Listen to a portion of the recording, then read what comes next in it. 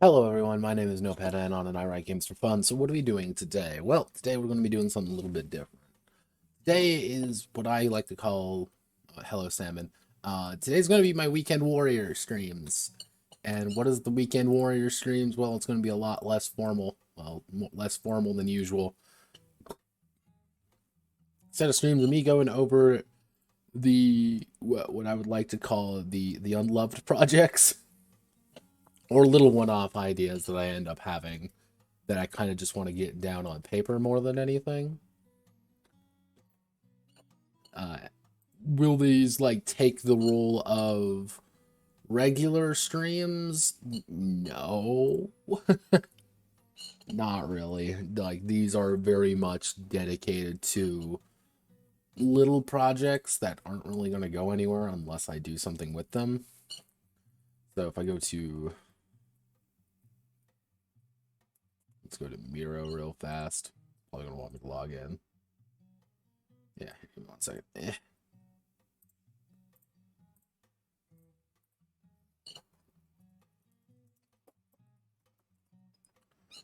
Boom, boom, boom. 1 second. That's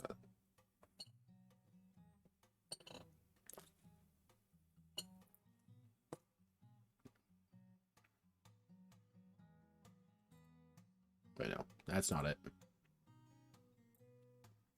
Fun fact: Miro likes to like, hey, we're just gonna automatically log you into your Google account.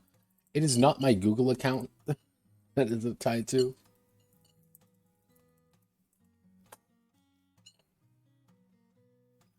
Let me see if it's the correct one. Okay, we're not working now. Okay, now you're working. There. Yep, okay, here we are. Here we are. I did get my pizza, and I ate a lot of it, and it's pretty much from a place like right up the street from me, and they're really good, but holy shit. Like it is thick old style pizza, and it kills me on the inside sometimes. And it's good, but I was like, oh god. The kind of pizza that you eat once and you're like, yep, it's still here. Now let's get, oh god damn it. I wish there was a way you could select everything, but there isn't. So let me, is there a way to select everything? There's gotta be, right? No, there's not.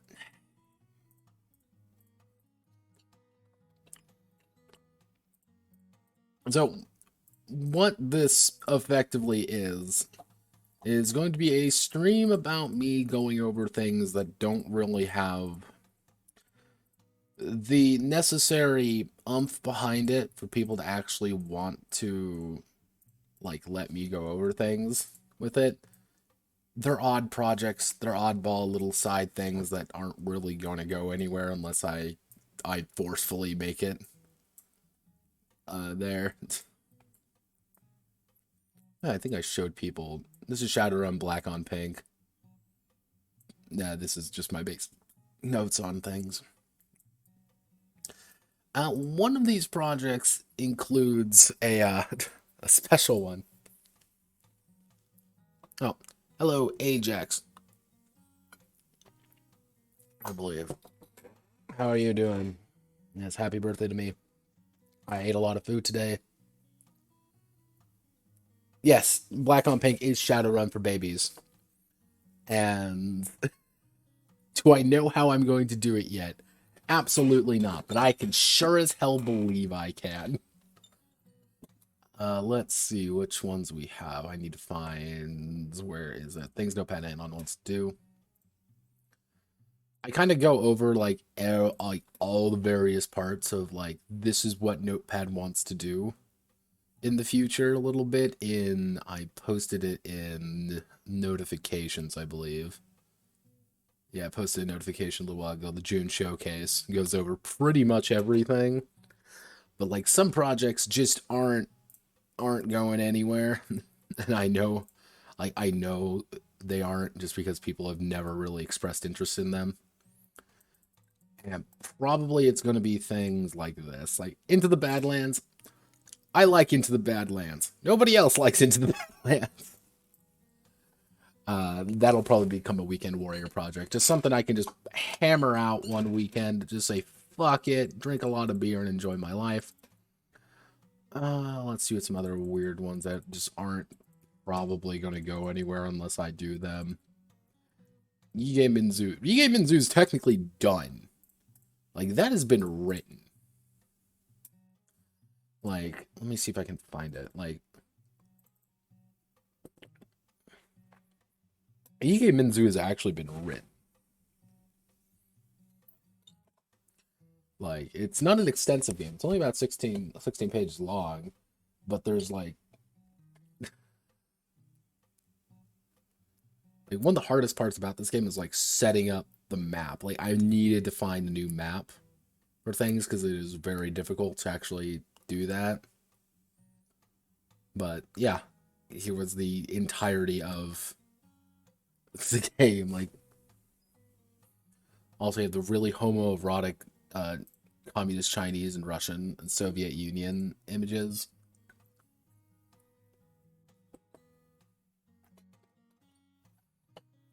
And then you get shit like this. Yeah, the game pretty much finished up. Like, it was done. I just need to finish like this part, but I've been trying to hunt down a good map of China because I just was using a one I kind of hacked together at a whim, which not easy. Also, thank you Ajax for following. I'm officially at 60. We did it, boys. 40 more to 100. Oh god. Though weirdly enough, here I see. Here's a beautiful thing. In this completely informal stream, I can show people this. Where are you? Where are you? So, welcome to the behind the scenes of everything. As YouTube Studio opens up.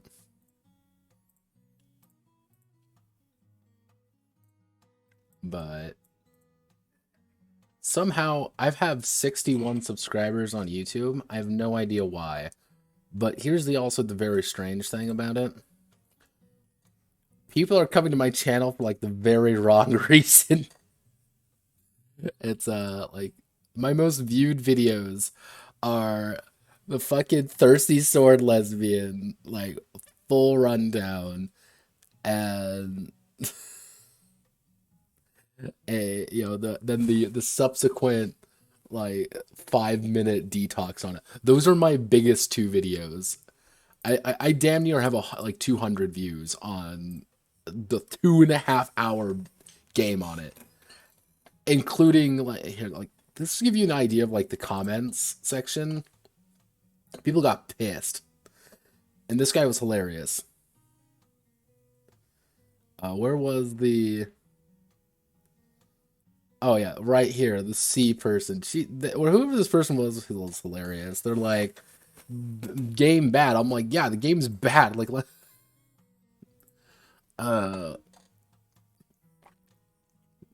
very strange there. What was the other one that has like a weird amount of views that has no? Where was that other one? Oh yeah, the Swords Fall one snapped up like by 20 views randomly one day. I can respect that. Again, I got 2 cases. I got 2 6-packs today. It's shitty. It is shitty swill, but it's my swill.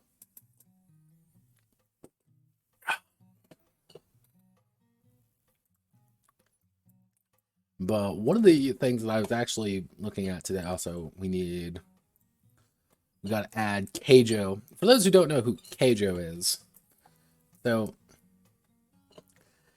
Keijo was, or Keijo, and then 6 exclamation points. Keijo was an anime that came out a few years ago.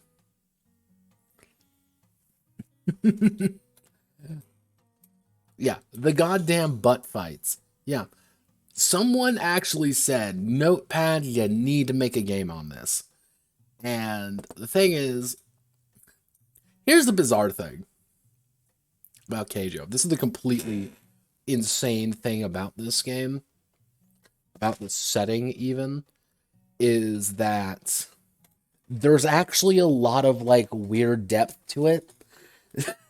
That's the bizarre thing, because they have to address like, oh, here's this style, here's this style, here's this style, and then they have to like go over the extensive rules of it, because they need to convince you that this is a real sport and it isn't Coomer bait.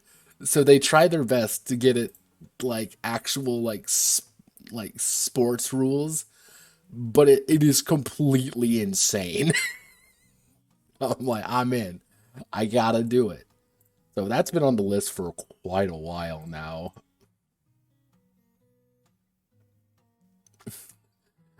Nah, people wanted the full anime bullshit in it too. That was like the big request. Like, we want the anime bullshit. We want it to be fucking Keijo. And I'm like, I'm sold. Like, this is this is stupid enough. Eggs I smell. Oh god. Salmon, please. Abandon All Hope will probably get put on there. I like Abandon All Hope. The idea, like, Abandon All Hope is like a really cool, like, Abandon All Hope, TTRPG. Abandon All Hope is like a really cool idea. Really fascinating system. Like, well, actually, not a fascinating system. It's a terrible system. But really cool idea for a game. However, it fails horribly. If I can find actually like a good, you can actually see how well loved this game is. Like, this is what the game is effectively. Here's that. Actually, no, that's fundamentally worse. Here we go. Here's the full thing. Because the entire idea is that you are on a colony ship sent to Space Australia.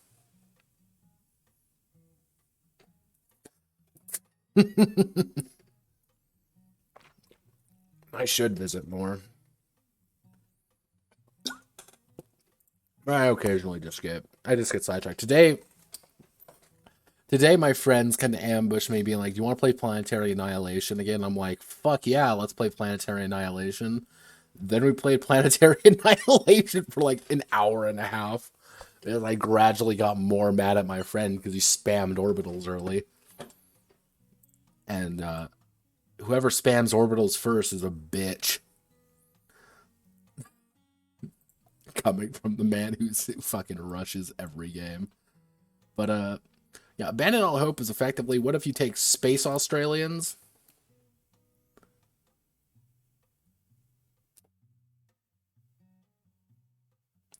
Yeah, no, like we got it on sale. I remember that. We got Planetary Annihilation on sale, and it was like $3. We all got it. We all played it. Like, this is really fun, and then we all hated each other for it because none of them are RTS guys, and I was. So I'm just like, okay, time to turtle. Okay, time to do this. Time to do that. I'm that asshole. I'm the kind of guy who like plays fucking like it's the fighting game conundrum. Like, you're too good to enjoy it with your friends, but not good enough to be competitive. You're just in this weird limbo state. I'm that with RTS. It's like, I know my shit enough to get mad at my friends occasionally. It happens with MOBAs too all the time. Because I played so much MOBAs over the years that it's like, why aren't you healing better? Why is your damage so low? Please, God, do more. Like, please. Why have you died 6 times? Oh, God. But, yeah, I like Abandon All Hope. I like the idea of it. The problem is, the game sucks. Like, the game is broke to hell and back. But it's effectively Doom, except you're not Doom guy. You are a bunch of schmucks. And there's a lot of cool ideas in the game that just don't get explored really well, or like when they do get explored, they just don't turn out well. Like, oh, hey, all of your characters have to get assigned a serial number because you're prisoners. And that kind of determines like where you're from, what your crime was, etc., etc., etc. Doesn't work. And like the system is a bunch of D12, it's like a D12 dice pool system. It is insanity. It does not work, but we can pretend it does. So that'll get added to the list. Honestly, let's be perfectly frank with ourselves. Neither of these two are probably going to get selected for much. Actually, you might. I don't believe the Cancol game. I went over this game before, but I just want to give you an idea of how fucking stupid this game is. Like, this shit don't work. Like, this game just doesn't, like, fundamentally does not work. And everyone who's like, guys, you don't understand. You just aren't playing. Like, I'm in the official like English translation Discord for it, and not a soul in there is like, yeah, I actually use the rules. No one uses it. It's really weird.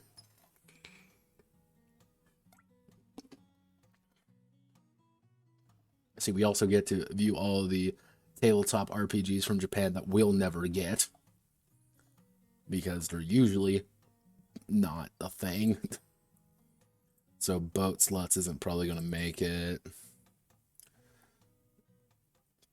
Oh yeah, yeah, you voted Boat Sluts. Yeah, you can believe. Not many people did though. So that's kind of what the weekend warrior things are going to be. It's just going to be me picking up a few projects and being like, I am going to work on this project for like 3 hours or something. I'm going to work on this project for like 2 hours and just hammer it home to see what I can do with it. Will it be perfect? No. Will it be complete? No. It'll just be like, let's see how much I can do and like where I'm getting it.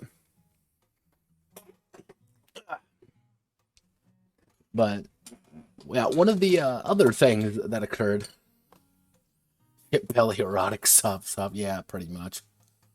Fucking boat cutting, oh Jesus. Don't ban me, Twitch, I swear. I'm a good boy. But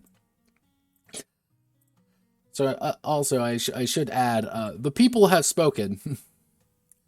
And we realize the failures of democracy very quickly.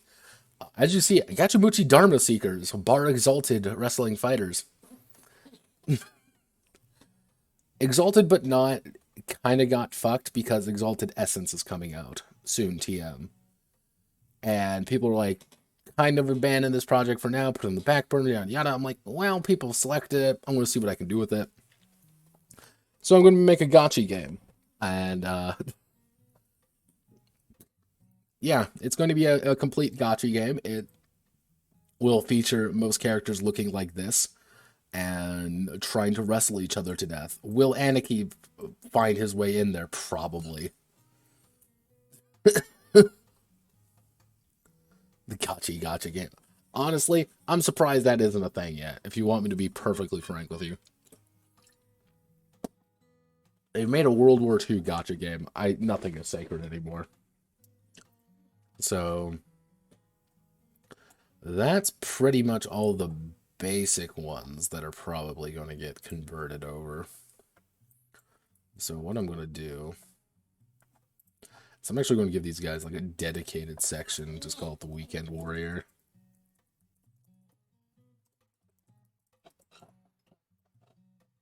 Oh, didn't mean to do that. Do that.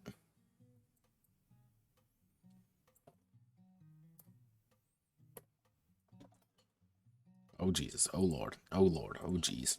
Oh, jeez, Rick. Yeah, no, these ones, they're just going to get worked on when they get worked on. And some of those I might not even touch for weeks, to be honest. I'm being frank. I might not touch some of these for weeks. But others I might be like, you know what, it's time to see what I can do here. These ones I just don't have the ideas for yet. Like, they're there, they're present, I got the concepts, they just aren't.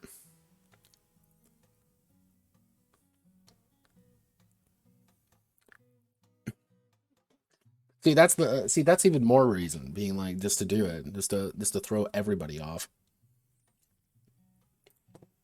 But let's see, like these ones,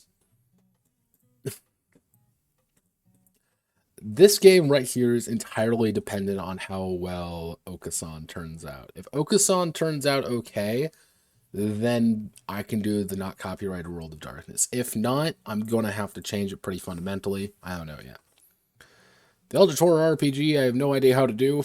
It's there. I've always been thinking about it, but it's like every step of the way, I just kind of get held up on it. This is the complicated one, the Communist Party of China approved game. I literally need to contact the Chinese embassy, mind you. I need to get a strict, this is okay, this is not okay list from them. That is going to be the hardest part. The hardest part is starting. Because there's like some basic things you can kind of gleam off. Like you can't have things like you can't have skeletons in there. Undead is a really kind of like a iffy subject that you can't really touch. All right, they're like wuxia. All right, we can work with that. But then there's some like really arbitrary ones that don't make a lot of sense because you can't have things like religion be prevalent. And you don't think like, well, what does that mean being prevalent religion?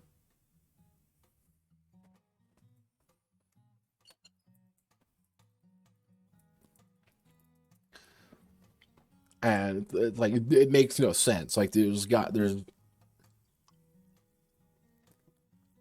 no clear answer, therefore it is difficult to actually ascertain what they want. So I need to actually contact the embassy, get the list. How am I going to? But I'm like, I don't know how to word that email either. Like, hello, I'm going to write a game to see if I can. I also do all these horrible other games, but I think it's going to be funny. I don't really want to do that because that'll probably put me on a list. It's kind of the lead up to that's going to be the hard part. But once it's done, once I get the list, I'll be good. Proletariat Vampire Hunters, I just need to wait on things a little bit more. Mostly because, what was the game that did that? It was Stakes. No, it was Hammer and Stakes, was it?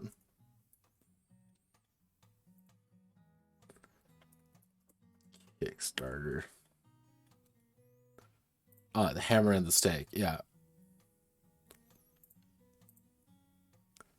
Welcome to, don't worry guys, it's not, it wasn't real communism, the game. Uh, this game is completely bizarre, and it's one of those things like, yeah, welcome to literally everybody. Yeah, welcome to how everybody I showed this to be like, the fuck is this? Uh, Pretty much just like the core idea is it is like the 1920s. Now I want you to remember this is the 1920s, and you are Hungarian peasants and Romanian peasants after Dracula, like Bram Stoker's Dracula, took over Hungary in a fascist coup d'etat to establish Greater Hungary. And that also took over Romania and Slovakia. Like, but some of Slovakia. Now, if you were to like kind of look at that being like, all right, that's kind of goofy, I would call it something other than Greater Hungary. But I'm like, yeah, if you wanted to make it kind of goofy and pulpy, then that's fine. Oh no no no. Oh no no no no no no. God, I fucking wish that were the case. Um. Oh yeah. We have the anarchist. Like, actually, do I have where? Oh yeah. So when I said like Dracula was a fascist, I'm not talking about like he's just no. He is literally a crypto fascist monster who has taken over everyone and is sucking the land dry using the power of capitalism. That is literally the plot of this game.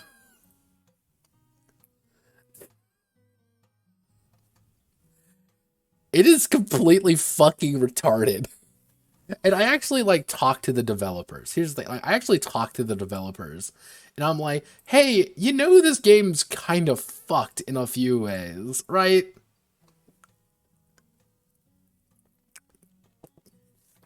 See, the concept, if you take the concept, and that was kind of like one of the things I was doing with like with this one when it got proposed, actually in the Discord, actually in the Merchants Guild. The proletariat vampire hunters, just the idea of you are a bunch of fucking people whose the government has decided to say, okay, your job now is to kill vampires, is the same like just blanket way of like your job now is to go to the factory. It's just like, yeah, you have to kill the ungodly monsters of the night because that's your job. If you and that's why it's like in my draft I have like papers please ex Castlevania, just the idea of like it's just a job to a lot of you.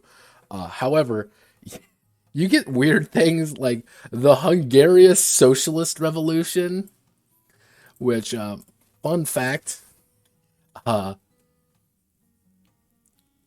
let me see, in the, now mind you, in the 20s, mind you, you had the Hungarian Social Soviet Republic, because again, this entire thing is in the 20s. This is the HSV. This is the HSV. Now, the thing here is that they shot a bunch of people and they tried to like spread communism and then a lot more people got shot. Like there were a lot of dead people for the cause of this. And they got also kind of killed themselves. Not exactly like heroes. Exactly. Yeah, that was my idea. Like you were now the communal witch hunter. Like they're handing out everything like, okay, this month's work, Igor, you are farmer, Bob, you are a factory worker, Sven, you are now witch hunter. Like that's your job. Not this game. Oh no. No, not like that. Where is the one that really threw me for a loop? uh oh yeah, the International Liaison Department, the OMS in Russian. This group is closely aligned with the Russian Bolsheviks in Moscow. They are well funded and well equipped.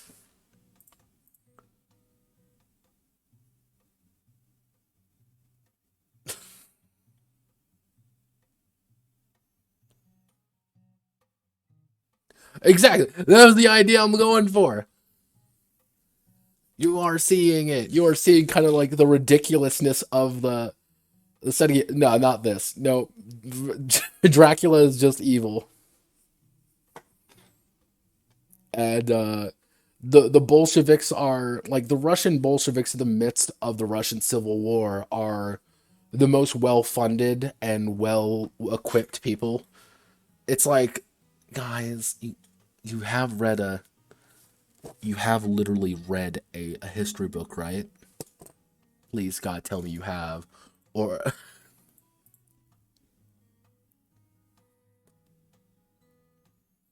oh yeah, we also have the beginnings of Christianity as a revolutionary movement. Christian communists. Where was the one that I find like the most hilarious? Oh yes, the Committee of the New Revolution, the CNR, bitter rivals to the HSR and no longer formally part of the CRF, pretty much the main organization. This sisterhood is less focused on fighting vampires, more interested in fighting to empower marginalized communities. In the book, they literally say it's shit like feminism, it's women's rights, religious minorities and religious minorities, and like, oh god, what was it? It was like ethnic minorities. That was it. In the fucking Balkans, 1920s Balkans. It's like, who the fuck thought this was like a good idea? Like that was the part that kind of bamboozled my brain, and that's why I was kind of like trying to tell them. I'm like, guys, you're treading on ground that people still have family that went the way of the fucking dodo because of the communist regimes in these areas. and you're just kind of winging it with them, like they're the good guys now, people are going to get pissed. Like, oh no, we got writers, doesn't matter, it's Dracula from Bram Stoker. I'm like, that makes things even worse when you do consider that it's an Irishman's interpretation of fucking Dracula, who's a Romanian folk hero. But then you get shit like this. Like, I love the artwork in this game. That's the weird thing. I love the artwork. I did show this to a Hungarian friend of mine. I thought that man was about to have a fucking stroke. Like,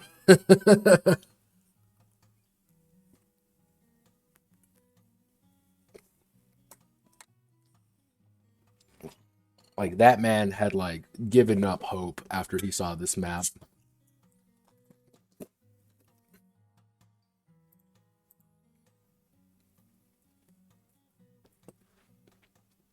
He'll hit the way of the fucking dodo. Because again, it's shit like, oh, this is a cool, like, this looks cool. But, like, you're not going to talk about the way the guys, like, the writers were the ones who got shot first. You're not going to talk about that? No, of course not. See, it's even funnier when you realize that they are based out in Dallas, Texas. That's the amusing part. And that is the part of this like world that I enjoy. Like, I wish I could just go like do an entire stream of like, let's just go through Kickstarter games and watch me lose my fucking mind. But that was where Proletariat Vampire Hunters came in.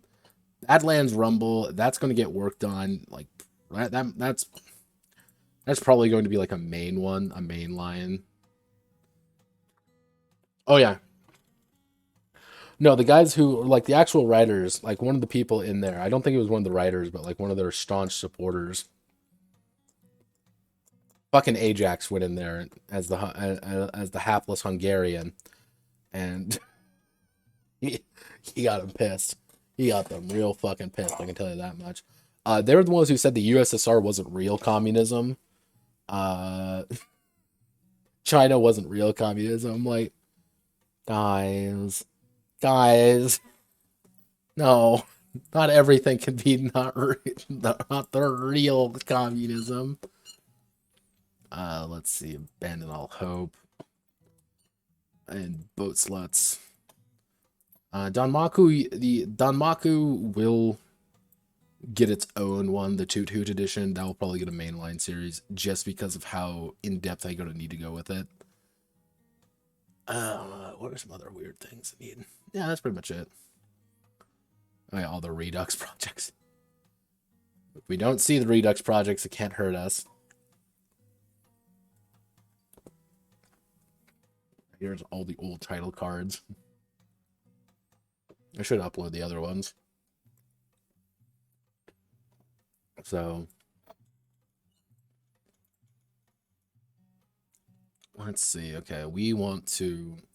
But the one project I was going to be working on today, and this was called... Now, this is like the apex of Notepad has an idea where he really shouldn't have an idea. Was right here. Yeah, this is fucking 4chan. See, I have ideas at the worst possible times. And including fucking Monster Girl world building in general. Monster Girl world building sucks. The thread is terrible. I hate this thread. But I keep going back to it because I cannot escape.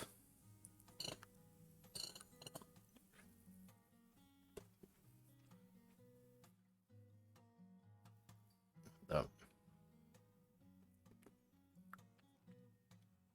People are arguing in places they shouldn't. But pretty much my core idea here was based off of Monster Girl Encyclopedia, or roughly speaking, or as I like to call it, the Monster Girl. The Monster Girl Encyclopedia. Yeah. The Encyclopedia kind of sort of verse. Because MGE at its core. Ooh, I'm getting burpy. Because Monster Girl Encyclopedia at its core fucking sucks for games. I should know, I wrote one. And pretty much these kind of like games, like MGE sucks for games. I've gone over this plenty of times before, but the biggest problem with it is that KC, the actual writer, Kenku Cross, well, he's an autist. Like Casey is like a legit autistic man who has absolutely no sense of right or wrong, and he does really stupid shit. Like he was the one who like fucking retconned like three of his own books. He retconned them because people were taking them out of context. Because Casey has a corruption fetish that makes like fucking Blighttown look tame at points. He is also a rampant lolicon. Yeah, even in the Merchants Guild, fucking Cunny posters would be aghast at some of the shit that Casey is into. That's why Monster Girl and MG is not that blight. It's the problem is if you just take it on its face, it's not really that bad. However, it's where you get into all the side stuff, i.e. Casey actually writing shit, is where things get really weird. Because Casey has two things that he likes. He likes corruption, and he likes lollies. Those are his two big things. And there are like a lot of characters. There was the Fallen Maidens books, I think. Pretty much picture like I think it was like 60, 70 pages of graphic depictions of women being transformed into monsters and like literally losing their minds. It's like, what the fuck? Like it's kind of like one of those things you're reading it and you're like, the fuck, Casey?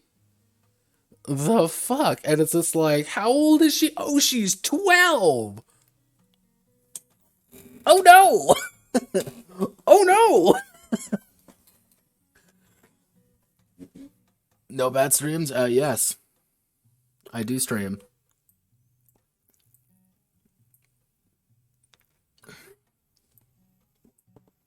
I stream all the time.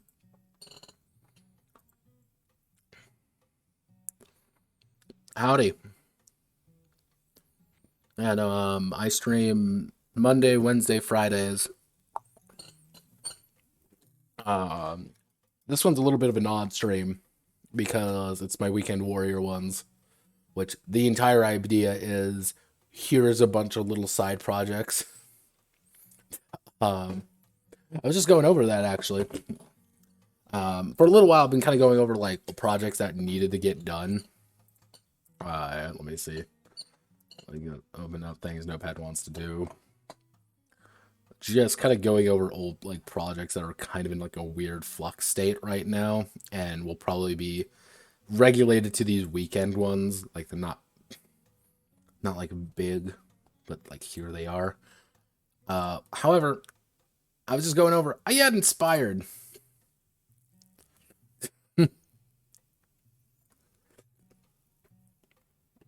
Oh, what do you mean? I don't know what you're talking about. I don't see anything wrong with it. Mostly because because here's the beautiful thing. I've done the entire VTuber thing for the sole reason that I can put hashtag VTuber in any SEO and then immediately shitpost in VT as well.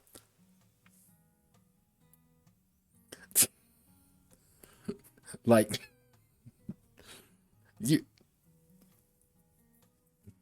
yeah, no, it's fun fact, also double fun fact. The body for this person, it comes from a game called Coming Out on Top, which is a gay porn visual novel me and my friend played through because we thought it was funny.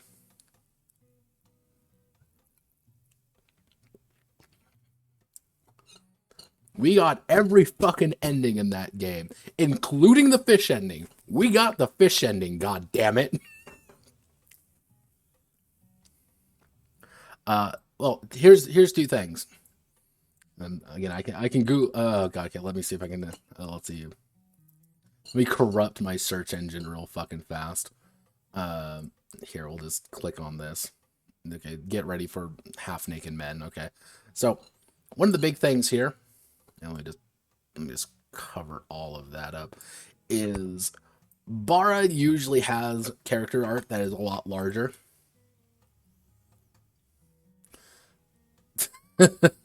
So, like, one of the big things is that Bara art usually tends to really exemplify a lot of the chest area, which makes things a lot easier to work with for terms of editing. Twinks suck for editing because there's a lot less to work with, and you have to put things a lot odder places. Usually with Bara artwork, these guys are fucking huge. They are big, and you have a lot of room to work with in case you want to add things. You know, hell, even taking like, oh god, okay, no, I didn't mean to do that. Like, take this guy. So, like, one of the big things is I had to put the kettle hat on, which I looked for different hats. Kettle hats are the best. I put the claymore in the back, which I actually had to edit the claymore quite a bit because it was black normally, and I had to make it gray because I had to put the black in the back to make sure that Notepad's face doesn't get immediately eviscerated. But like the leather straps, that I literally had to spend about a half hour today searching up BDSM art just to find the correct leather straps so I can justify putting the claymore on the back. This is the dedication I go through for this fucking life.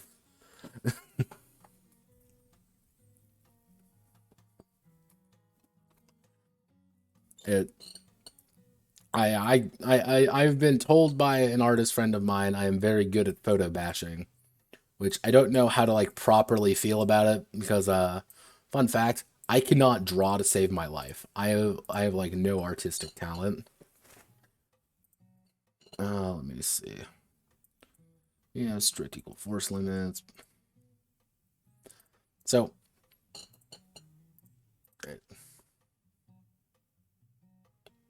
oh, am I gay myself? No. I like women. I like muscle women. Like I was introduced. Well, here's a fun story. So, uh, one of my best friends, the whole wide world. He's actually a mod on my server. Actually, he's a gay man, and he loves Bara stuff. And that is his thing. He likes muscle. He likes muscular men. That is his jammerino, and I have no problem with it. So there would be times where we would find shit, and I have another friend. He's a rampant shit poster. Him and his girlfriend are hilarious, but he he was big into gachi for a very long time. So there would be mornings where I would wake up in the morning. I would go into my computer. I would log on. I would say hello everybody, and I gachi, and I would open up my fucking chats from him, and it would just be Anarchy making like a power roll somewhere or like posing on someone, and be like, "This is my life now." I'm surprised actually you don't know gachi, so this is Gachimuchi. Twitch, do not ban me. Uh, I'm trying to avoid all the gay porn parts of it. Yeah. So fun fact about gachi. Uh, roughly speaking, uh,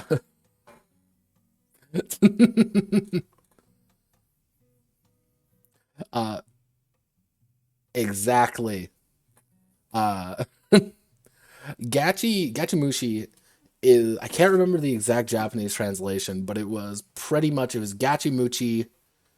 It's Gachimuchi pants wrestlers, and the idea is like they were these gay porns down in Japan, which had completely asinine plots. It made no fucking sense, and you've seen the memes of "fuck you" and becoming Lord of the Locker Room or whatever.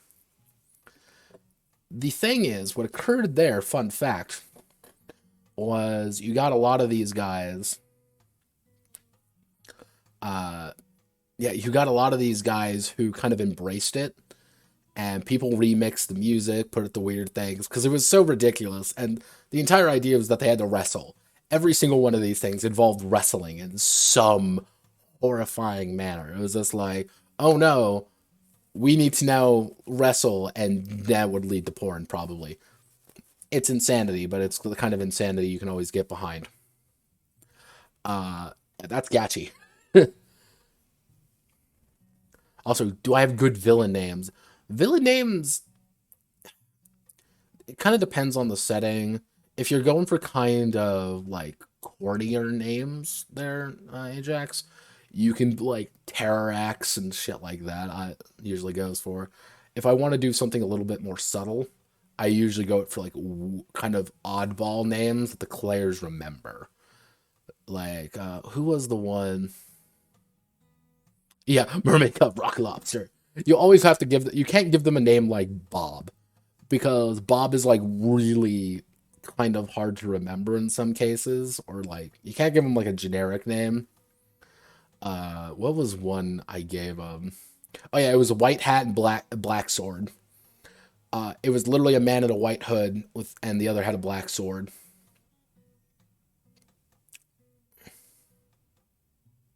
Yeah, pretty much. It's like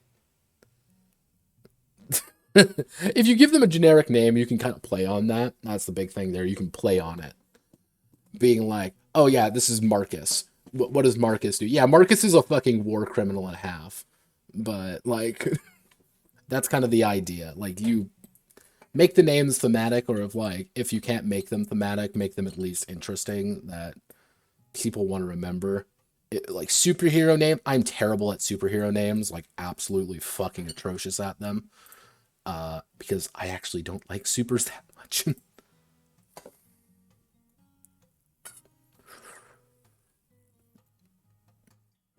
Yeah, name them like Kill Fuck, Smash Pound, like shit like that.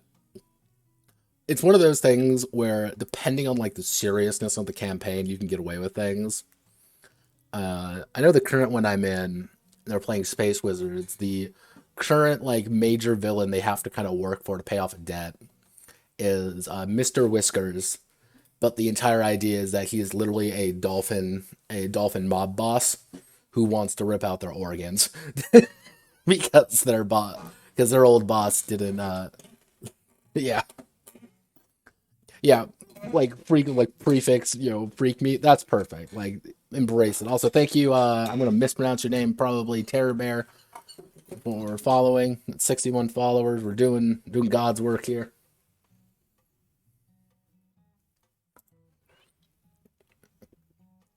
Yeah, I can do that. Mm. Probably do it after stream though. Uh, See, this is the problem. Is this is a Notepad who's been drinking. Mm.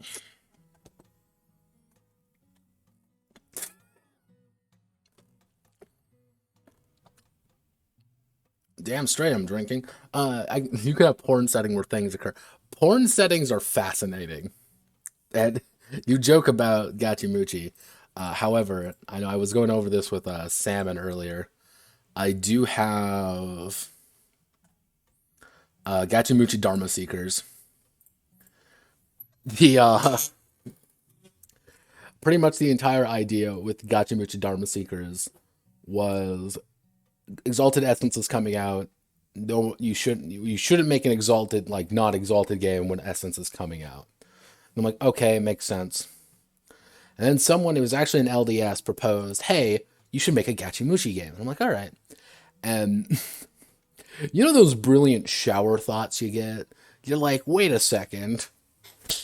I know exactly what to do here. So I kind of merged the two into pretty much overly dramatic men trying to achieve nirvana by wrestling their enemies into submission or power slamming their foes into the dirt. Like it literally it's going to be exalted tier insanity, except everyone's, well, looks like leather men.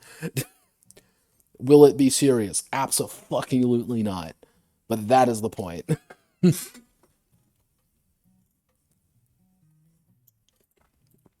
should actually loop this. Yeah, the Gachimushi Dharma Seekers is not supposed to be serious in the slightest. So, back onto the original train of thought before getting distracted with everybody. Zon, what are you doing? What the fucking hell? Oh, no, don't look at the nightmares. Notepad, do not look at people trying to fix fucking 5e. It cannot hurt you. Excuse me, Ma. Ooh. So, as I was saying, Monster Rule Encyclopedia sucks as a setting. It is a terrible fucking setting to actually run a game in. And I should know because I wrote a giant game about it. However, I had an idea. It's one of those bad little ideas where you get in the back of your head at a random hour. And one of the things that occurred to me was based off this post right here. So, let me see if we kind of scroll up a little bit. Oh, yeah. It was local lord senses 1,000 men at arms, full harness against the demon realm near his fiefdom. What happens next? MGW is a shit post-a-thon. Also, fun fact, Warhammer Fantasy Anon here, he has a wedding dress fetish, a piss fetish, and an MTR fetish. He is a weird fucking dude. I can say that about him. He is a weird dude. But I thought about it for a minute. And I actually responded with this. Well, let's say we have strict force limits. And the problem is that kind of right.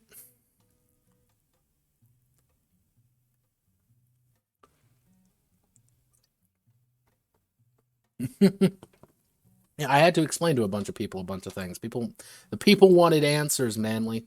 The people wanted answers. We're finally getting back to things. But one of the key ideas I actually thought about that was kind of interesting is you probably muted my you've probably muted my server so you don't get the pings for it on the notification. But I encourage literally everybody. Exactly. We're making it big. We're making it to the big time, folks. But one thing that interested me about the metal, Twitch is weird but I'm also really tiny, so no one gives a shit about me. Fun fact. One thing that interested me about not Metal Gear, Vengeance, fuck. Everyone point and laugh at Ajax for thinking I'll make money at this shit. God, I wish. But one thing that interested me about MGE is the idea of warfare. Because on one side, you have these very disorganized forces. Pretty much you have Chaos Warband tier of disorganized mess. They are fighting by themselves, for themselves, in a sense of being themselves. They are not really tied to any like strict command structure.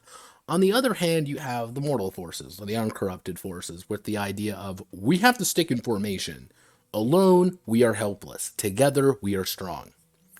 And I was actually hunting for a war game that did that. And weirdly enough, I could not find one.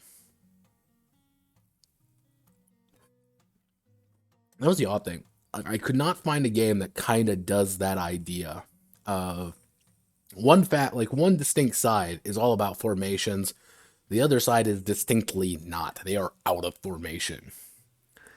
It is this kind of chaotic horde versus a more controlled formation. Hell, even like Warhammer Fantasy Battles, which is explicitly about, hey, here is a force of men lined up, ready to fight, doesn't really do it justice.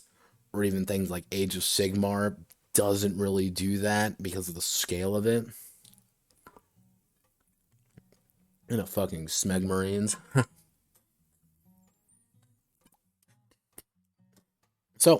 I thought to myself, Notepad, as a game designer, how do you rectify the situation? How do you do this? And fun fact, I've actually never really written wargaming rules before. The only wargame I've really written was Hit. Or totally isn't Tron, I swear. Yeah. Which is actually a commission project.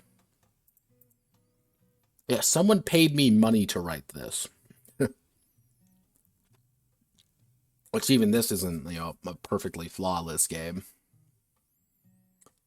Which one of the because there's two things about this. One, there's distinctly like a grid system in place, like you are moving along a grid. And two, it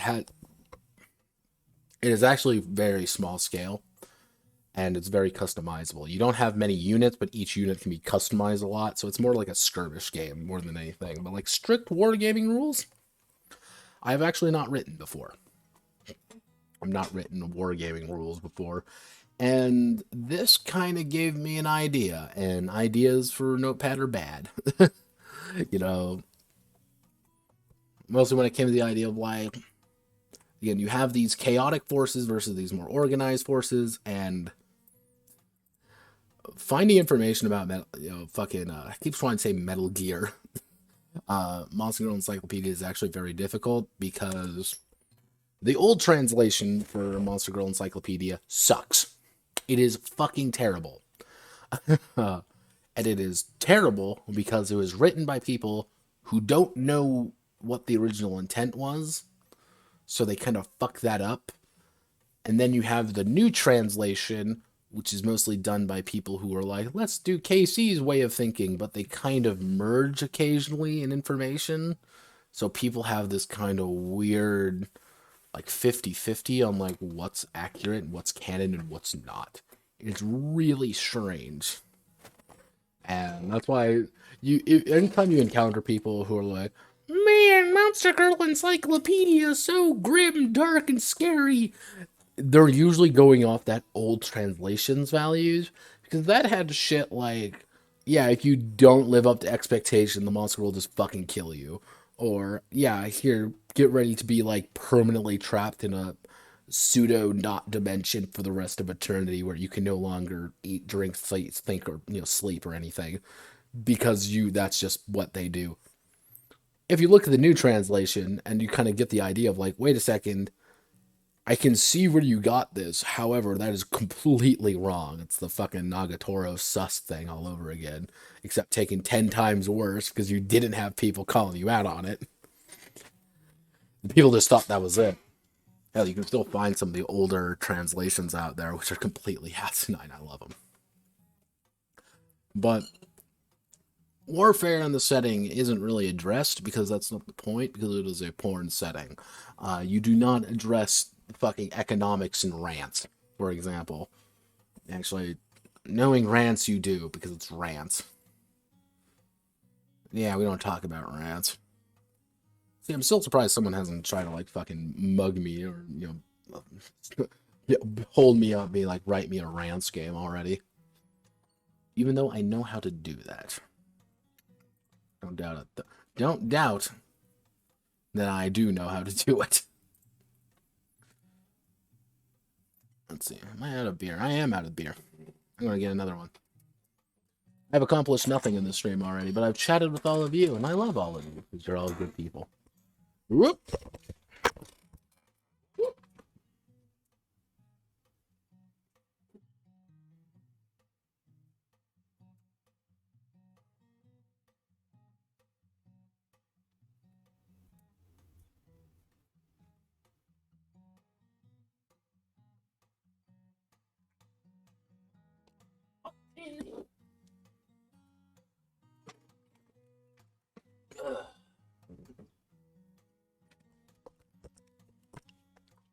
See, if I just drink the entire 6-packs within like 2 hours, I won't have to worry about drinking later, right?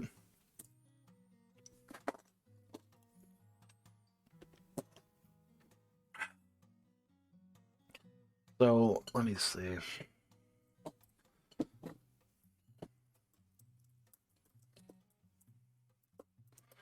we want Monster Girl Wargaming, and we want this to be a basic... I'll call it like a basic war game, because it's not going to be something like a skirmish or anything. That's not the point. We're not doing a skirmish size. You're doing a fairly standard basic war game, otherwise known as most units are one hit, and dare I say disposable. Something more akin to 40k rather than like Frost to Grave. That's the idea anyway. So most hit units are one hit disposable.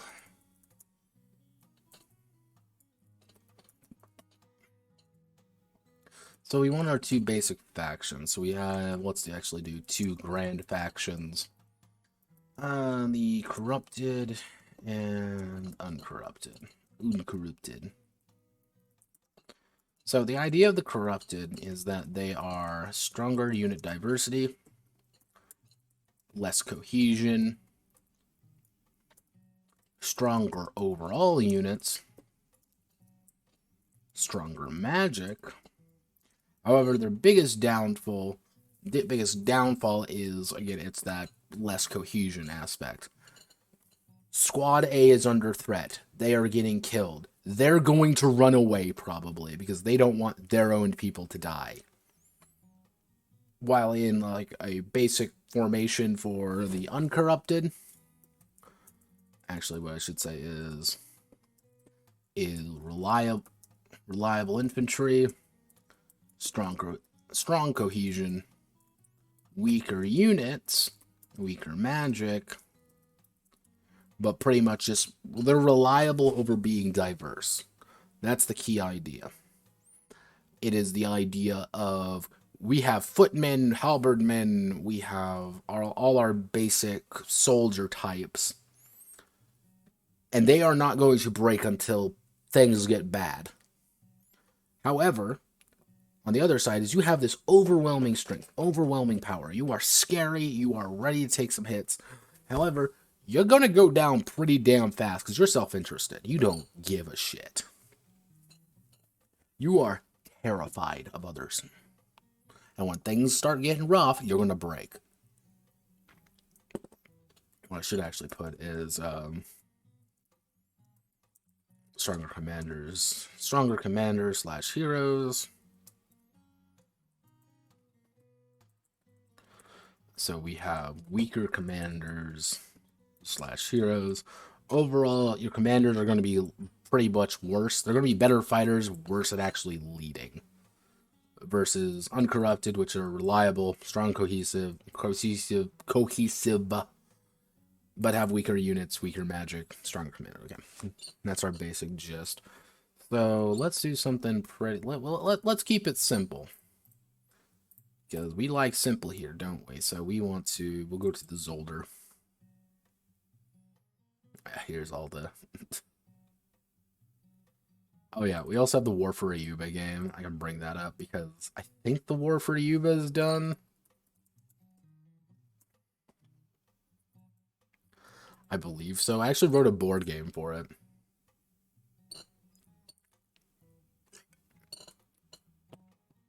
To a degree, yeah. Yeah, this is War. I actually wrote an entire board game. I actually play tested this with a friend of mine, Bird, and it wasn't perfect. There needed to be some things to fix with it. However, I quickly realized that the people in there didn't actually give a shit. Fun fact. So I stopped working on it. But we want to do... We'll just call this something simple. We'll call it the Monster Girl World game. Oh God. Oh Jesus. Monster Girl War Game. MGW. Actually, MG War. How about that? We'll call it this MG War. And here's our basic notes. And Sam, one of the big things I was actually debating about is effectively putting in a mechanic which can be, if a, quote, unmarried unmarried corrupted unit kills a uncorrupted unit. If unmarried corrupted unit kills an uncorrupted unit, there is, I was thinking about using 1d10s. There's a 1 in 10 chance. 1 in 10 chance they leave.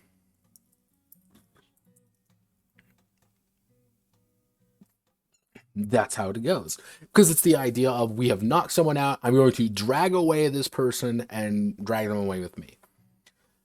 This applies to any unmarried corrupted unit. So the idea of, let's say we have our like heavy shock infantry. These guys are charging in, they're doing a lot of damage. On a bad roll, there's a chance half your guys are going to be successful and take out half the unit. They're also going to leave themselves because they found who they want. Like, okay, we're done, bye, and they're going to leave. You can't bring them back. They're gone. They've got what they want. How to do that mechanic, though, I don't know. That would be kind of the more...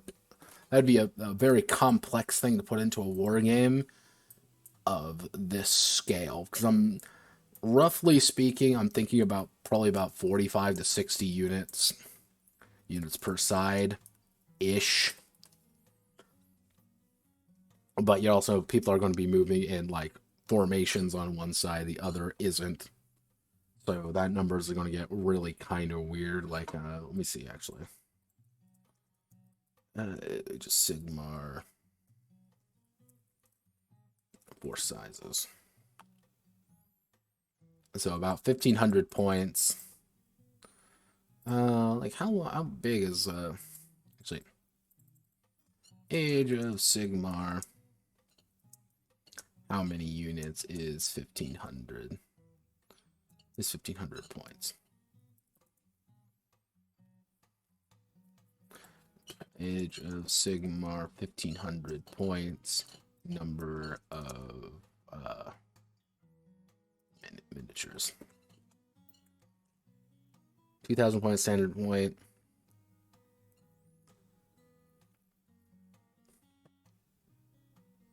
Oh, it's 2,000 points. That was 1,500.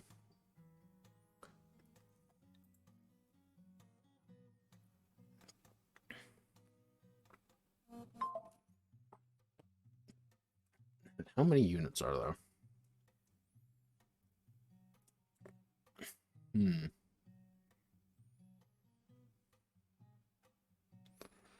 Let me...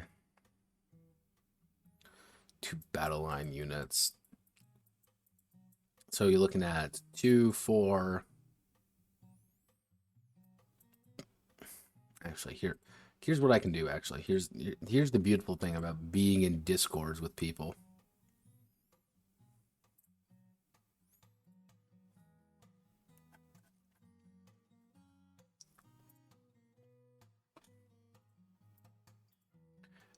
Do we want to ask in Merchants Guild? Do we have people... No, in the board games, let's ask in Autism.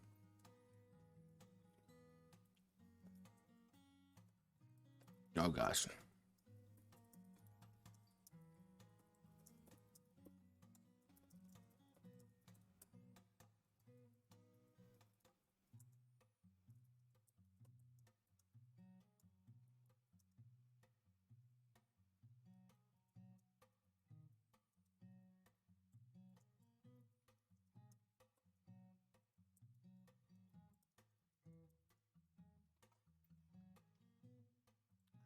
Yeah, they're usually pretty good at that.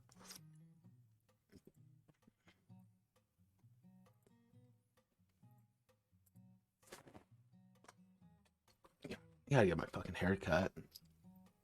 Oh, I don't need to get a cut. See, fun fact about, here's some note lore for you. My hair currently is past my shoulders at this point. It used to be halfway down my back, and I'm like 6'3", mind you. So it went down to about halfway down my back at one point. It's getting there again. But my problem is my hair is very thick. Like, it takes me a while to dry out my hair in the morning. Thick, and like I need like a hair dryer and everything to like even attempt it. It's great. And I need a haircut just to thin it out more than anything.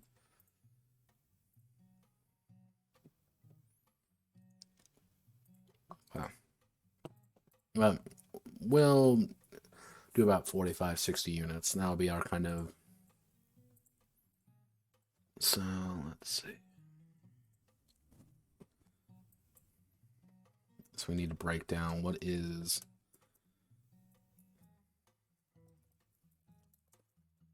It's the composition of a unit. So we want to do...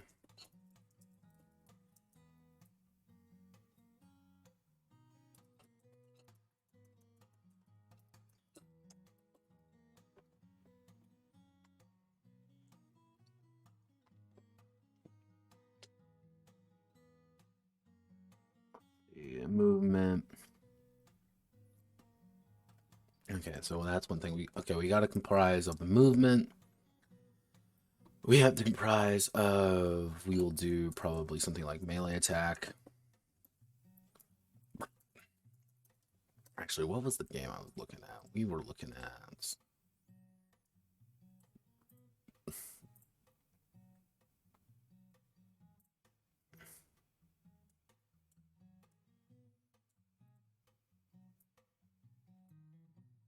So we want to go here.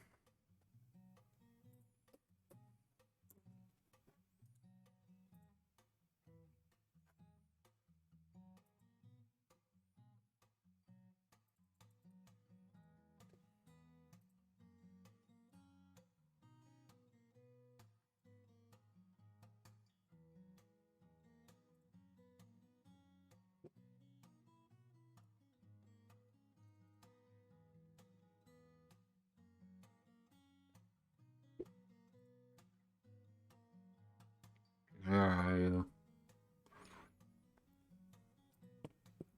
Could use the one-page games. People really like the one-page games, fun fact. They really enjoy those. Where are you? Last era. That's what I was looking for.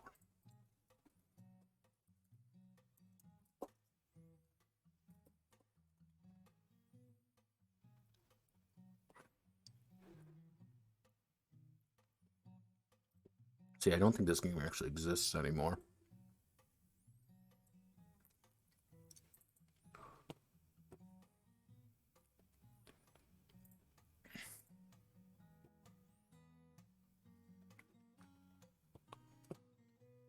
Let's see, Wild Orcs, 2000.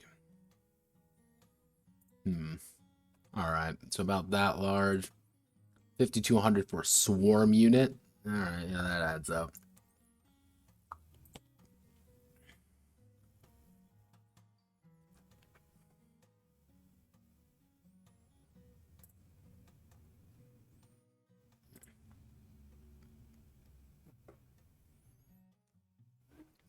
Okay, yeah.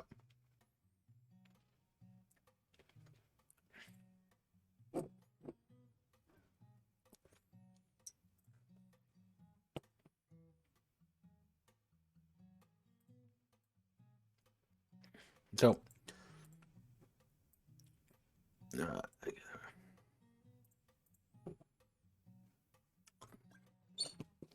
this was actually the game that I found the other day. That, wait a second. Give me 1 second. I need to... Where are you in my folders?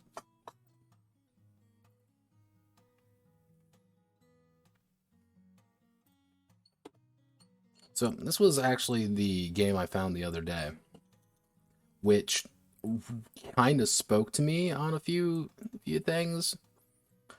Mostly for, where was it? It was this rule right here. So no, where were you? Yeah, okay.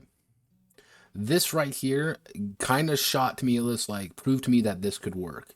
So the basic idea is pretty much one unit can act as a commander effectively, which radiates around them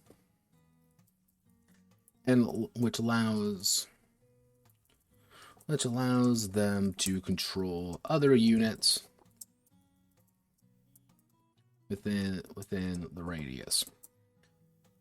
What does this actually mean? So let's say, for example, you are on the table, you have one unit on there, and you have, let's say, again, 50 to 100 people. What it could be is, with everyone within 3 inches or 4 or 5 inches of this commander, you can move as a single unit. Like, we are moving as one, rather than moving one person at a time. And probably how I would want to do that is either kind of like a popcorn initiative, which is like, I move, you move, I move, you move, I move, you move, or something similar to that. That's probably how I would do it, because all like one turn go usually results in glomps in the middle, which some people like the glomps, other people want kind of that more of that initial strategy.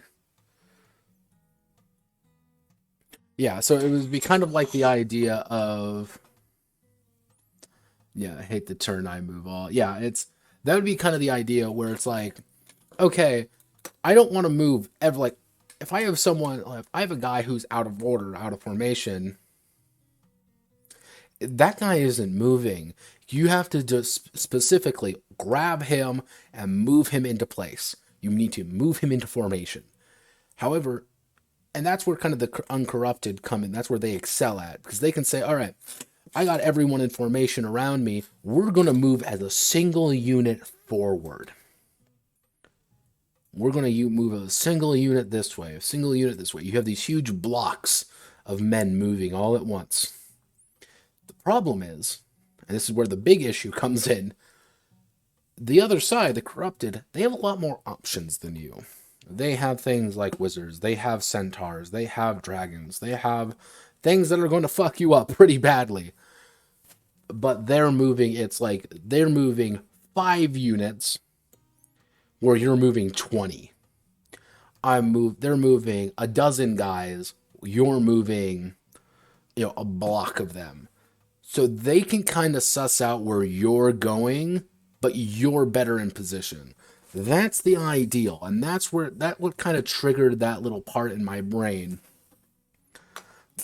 Yeah, it has been a sin ever since I sussing out something. I've always said that. Fucking Among Us ruined that word. Shut up, Salmon. Shut up with your Among Us references. God damn it. Yeah, your BTS Happy Meal and go. I was also like incredibly close to just saying fuck it and going down to McDonald's today for my birthday and ordering the BTS Happy Meal, just to lose faith in myself as a human being. But I did not, because I have morals. And the sushi place is open, so I'm like, fuck yeah, sushi. I hate all of you. I hate every single one of you.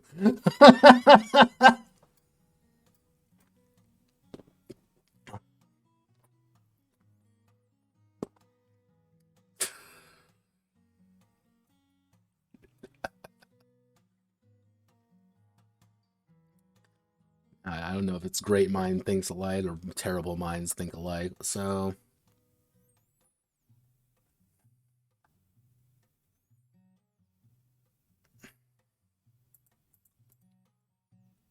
actually, when was this game even like last updated? It's been a while.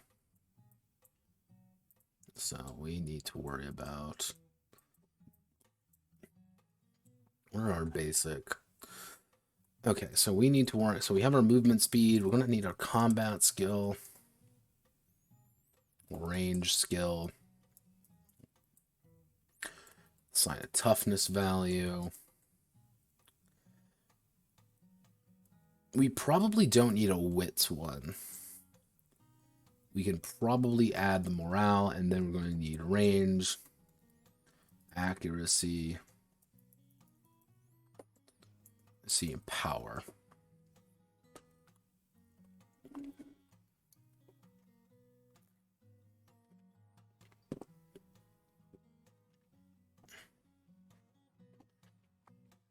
Oh, what we could do is we could actually, you know what? Since we're going to have to worry about magic, we can do magic skill. You can put magic skill. which would also lead to here, which the idea would be, so movement is inches moved on the table. Combat skill, melee weapons. Range skill, obviously, would be ranged weapons. Magical abilities. I'm also just butchering this. I'm not that drunk, I'm just typing fast. Roll over to wound / kill. Morale bonus added to die roll. Testing morale. Alright. So if we use this as a basic composition of the units.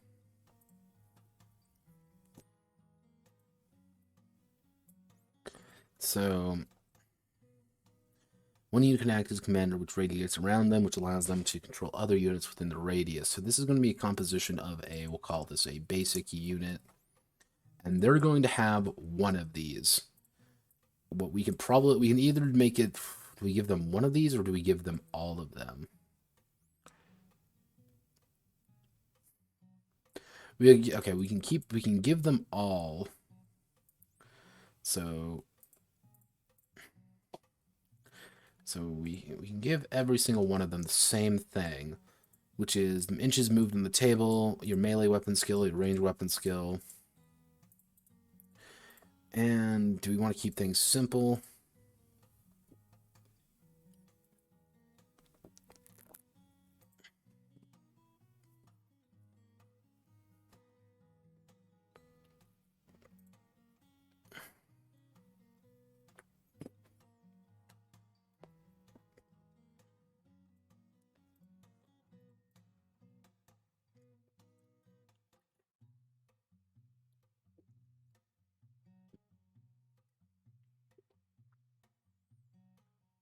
Yeah. So we have a basic, and then commanders would have, we'll call it command radius. Radius inches around them, but we could probably actually assign that more as a trait. So basic composition would be something like this. So we want to make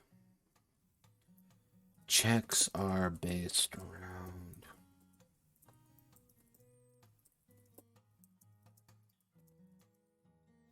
do you want to use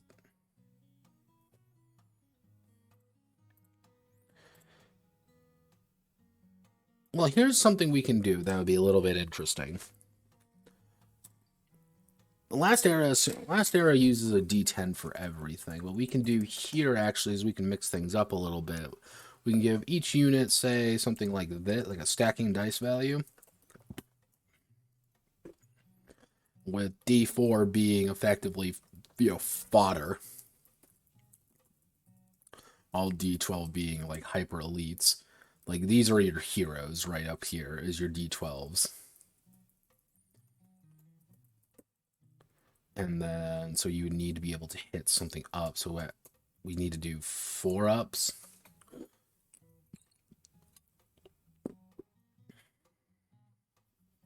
Yeah, that actually works. That actually works. So if we use the idea of 4 ups, we can use, let's see, so 4 up. No, we need the toughness to hit.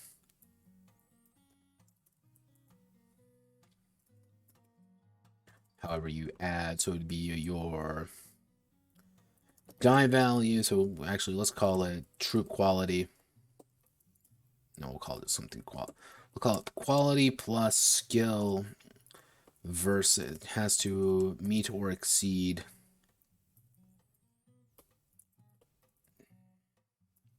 Yeah, it has to meet or exceed the toughness of the opposing model.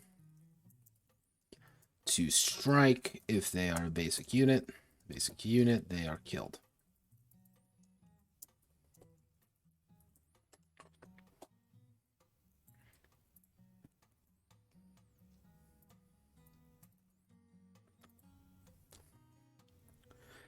So it's a little bit awkward, but it would be something like, okay, let's just have like a basic idea. So let's just do town militia, and we'll call it something arbitrary like 1 point. Like 1 point gets you a one town militia. These guys suck. These guys are quality D4. We have a movement of what would be a pretty average movement, judging by this.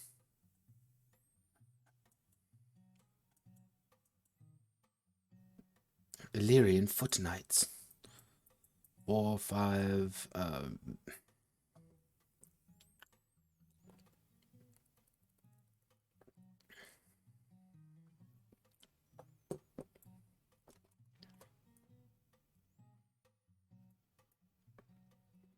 So about 5 inches. So, okay, if we use the idea of, we use the basic concept of 5 inches, so we'll call it something at 5 inches. Alright. 5 inches, we have our combat skill, range skill, magic skill, toughness, and morale. So, our combat skill, we're shitty peasants. We're going to have a 1 there. We're going to have 0 there.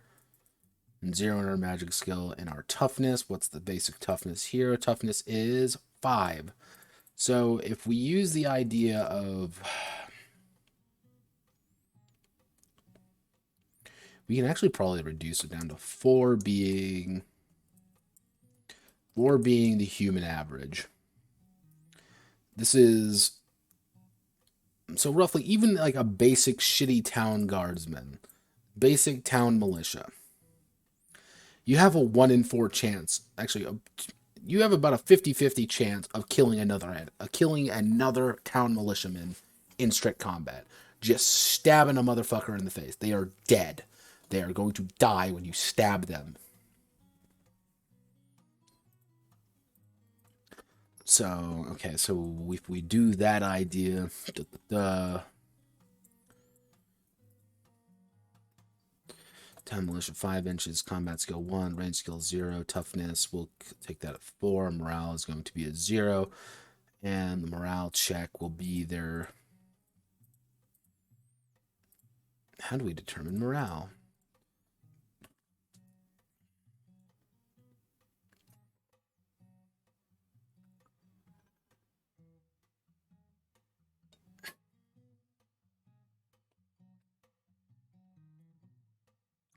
Army lists.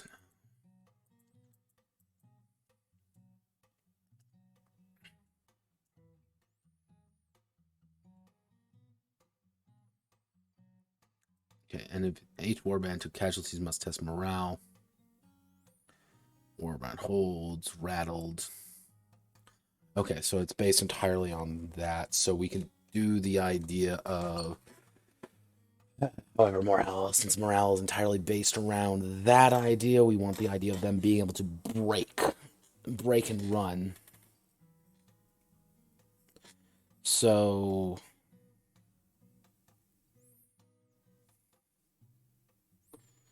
okay, actually, I know what we can do. I don't know. So we can do the idea of, we'll do 1 to 2, 3 to 4, 5 to 6, 7 to 8, 7 to 8, 9 to 10, 11, and 11 up. Actually, we can do 11 to 12 and then 12 up. Actually, 13 up. So the idea of here is complete break. Complete break, unit is removed.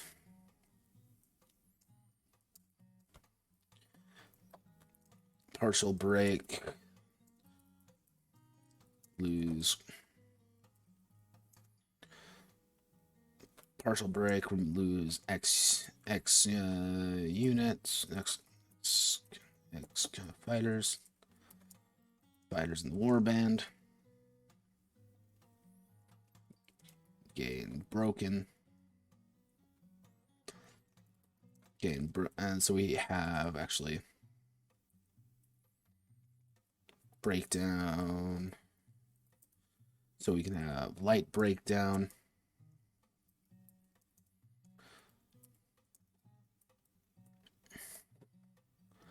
Fighters in the warband. We're going to gain the broken condition. If we gain the broken condition, pretty much things are going to get a lot harder from there on. However, the idea is you're going to have a commander there. Commanders can probably give you a bonus to that. Yeah. Okay. Gain broken, so we're going to have shaken. Shaken, gain shaken, which makes it harder.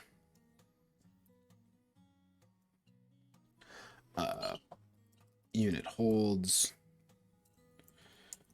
Unit holds, gains. Actually, no, we want unit holds here. Unit holds fine. Unit holds, but retreats. Retreats 3 inches.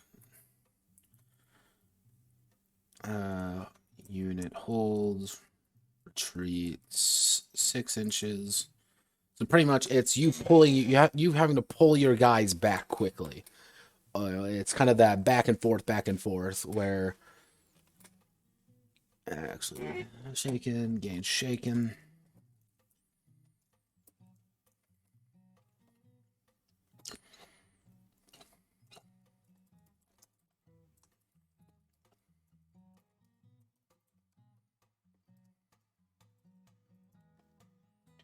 So, okay, we go into this idea. Here's how we do it. So, broken is going to be like a -3 to all morale tests. Which, just the idea of, like, you are so fucked. Like, everyone knows it's things again. Things are going bad. People are dying. People are on the ground, and they are not waking up anymore. Time to panic. Broken, bad. Shaken, on the other hand, is just going to be a -1 to morale tests. Just the idea of, like, okay, we've lost some guys. We're not completely lost. And invigorated is going to be a +1. +1 to morale tests. Which is the idea of, we've lost some guys, but don't worry, we can still win this. You know, remember the fallen, effectively. You know, we've lost a few guys, but we're not going to surrender.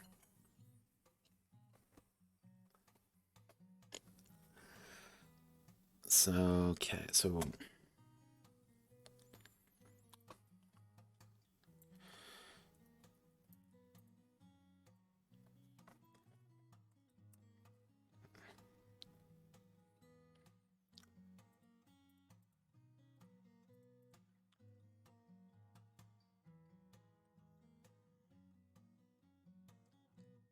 What else do I need? What else do I need? Big guys, big guys, big guys, big guys. Actually, ranged attack.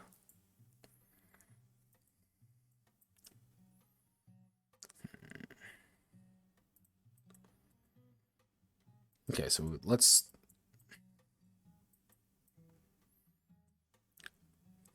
Okay, let's break it down like what a basic turn. So we want to do taking action. No, we want to do...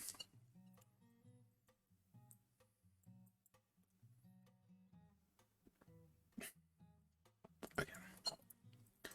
So we want to do our basic turn sequence.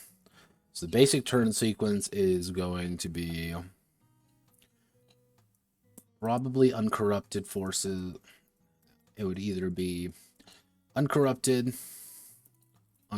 forces, or actually, you can probably do coin flip if they're completely uncorrupted forces, coin flip, or lower point value. That'll be our quick 3 differences.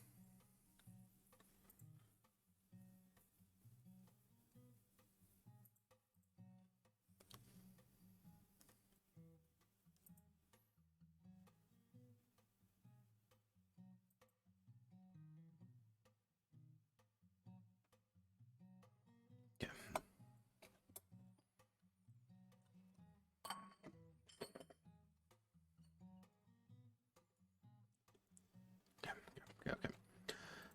So actually, lower point value.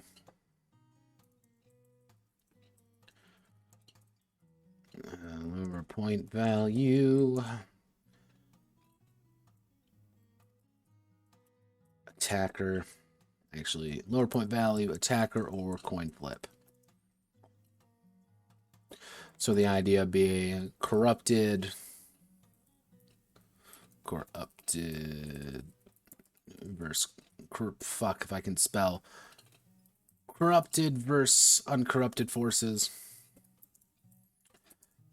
The uncorrupted are always going to go first. With the understanding that, again, they are formalized, they are organized, they're actually fighting. They want to fight a war. The other side doesn't really understand. Again, it's a mass of people that they're throwing against the enemy. Like we have rallied whatever forces we kind of have, and we're going to throw them against the human army is trying to kill us.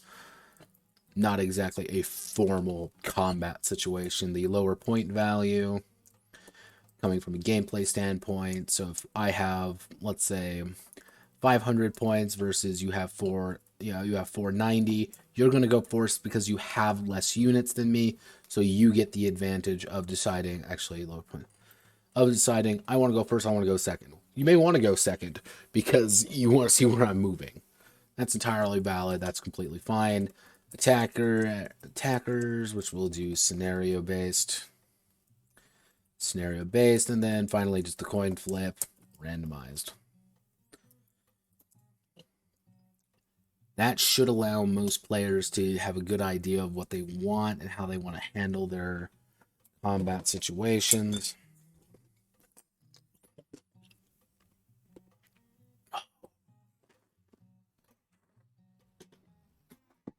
Oh God!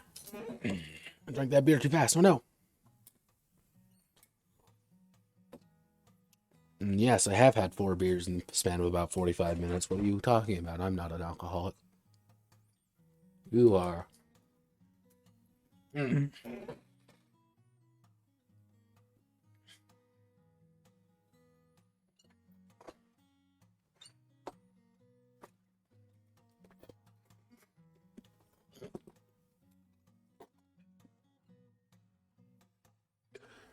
How do I want to handle this? So we have our basic turn sequence. We want to do the alternate turn sequences. So we'll call it Warband.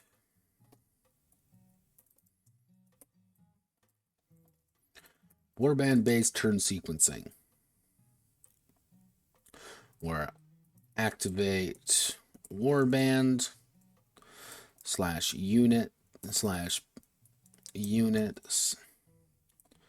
/hero. Activate Warband /hero /monster. Then the opponent activates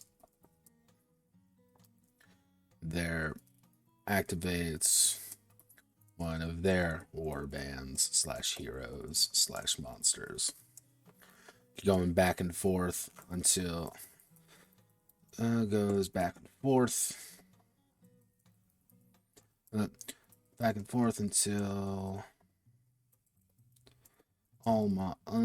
all units have been activated, in which case they are able to act again.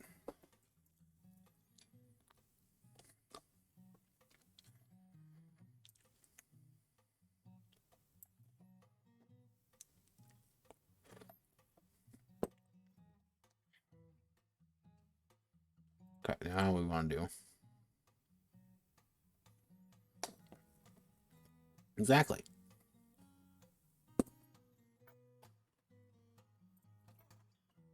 You're thinking of gasoline.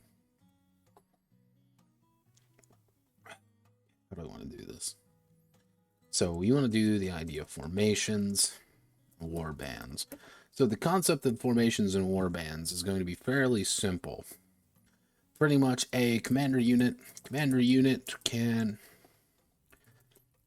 has a command radius. We'll call it. We'll say the average is. I don't know how big I actually.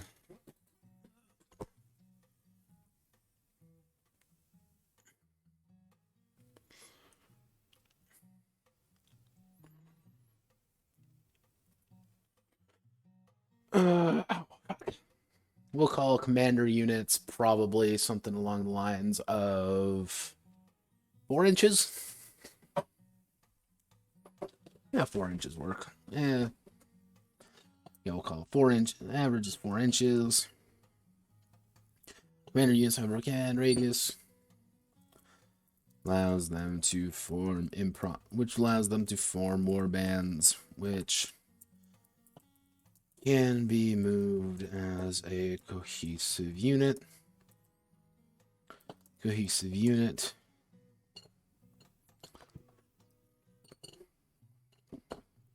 You have command radius average of 4 inches, which allows them to form warbands. Can be used as a cohesive unit.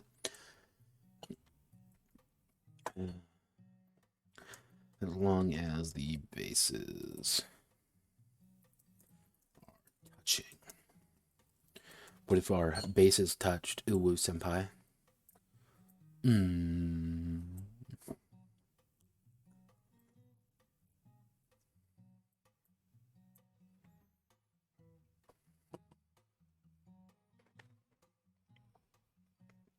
Okay.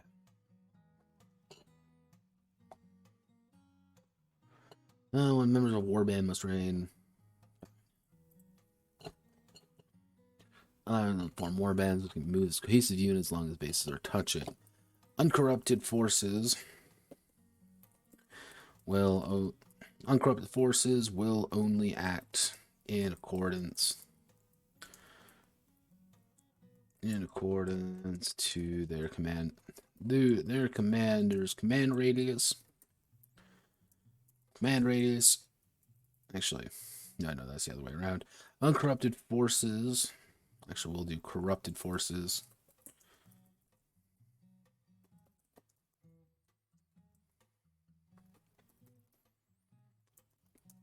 And the orders of those in the command rate and those with the command radius. So pretty much, if you're outside the command radius, you're not be able to really take action. However, on average, actually, what we do average is 4 for. Actually, average is 3 inches for corrupted, and 5 inches for uncorrupted.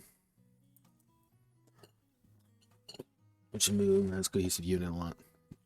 We'll only follow the orders of those in the command radius, as well as those within their same unit. Uncorrupted forces can move as a cohesive whole. Uncorrupted forces can quote chain to others of the same unit type within 1 inch of one another. So one of the ideas here is actually perhaps we're getting desperate. We're getting desperate when we gotta bring out where are you? There we go.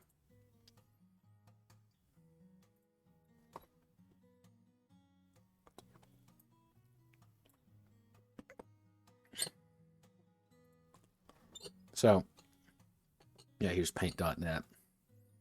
So one of the core ideas of this idea would be, like, one of the core facets of it is, actually we'll use 5. So let's say this is our command unit.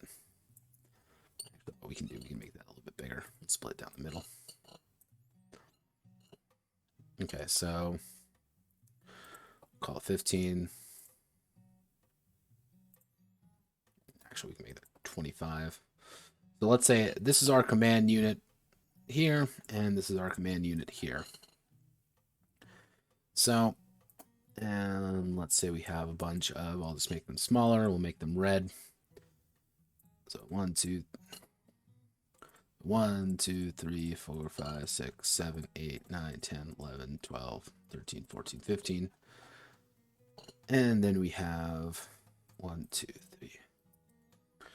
3, 4, 5, 6, 7, 8, 9, 10, 11, 12, 13, 14, 15, 1, 2, 3, 4, 5, 6, 7, 8, 9, 10, 12, 13, 14, 15, 16. 2, 3, 4, 5, 6, 7, 8, 9, 10, 11, 12, 13, 14. And then we have someone over here. And let's say they have like a 3-inch radius, like a not huge radius for both of them, just for a base example. And let's just do a circle. We'll make it light green. So the idea would be a corrupted force can really only do this. Like, that is all they're being able to influence. So it's like, okay, focused entirely around there, we can get everyone within this circle. These two aren't actually going to follow us. These two are kind of unable to follow us because they either A, don't want to, or B, can't. However, here, you may be saying, like, all right, you don't have half the unit. However, these are the uncorrupted forces, so they are chaining together. So this moves here, this moves here, this moves here, here, here, here, here, here, here, here, here, here. However, you also get people like here, he wouldn't be affected. Same as these guys over, if we use darker blue. These two wouldn't be affected by the radius. He would not be affected by the radius because he's too far away. So the idea is the uncorrupted forces can kind of keep their commanders in a little bit safer positions, as well as putting them in situations that allow them to do stuff like this, where you can do 2 units with 1 commander to move them at once, rather than, contrasting these guys over here. Okay, we can move this chaotic unit away here, but if there's like let's say there's a few pink units spread throughout here, none of the pink units are going to be affected by this. They're only affecting the reds, and the reds are going to be moving up. Well, these guys can say, okay, our base commander is telling us to move. We're going to be able to move all of these guys as much as all of these guys.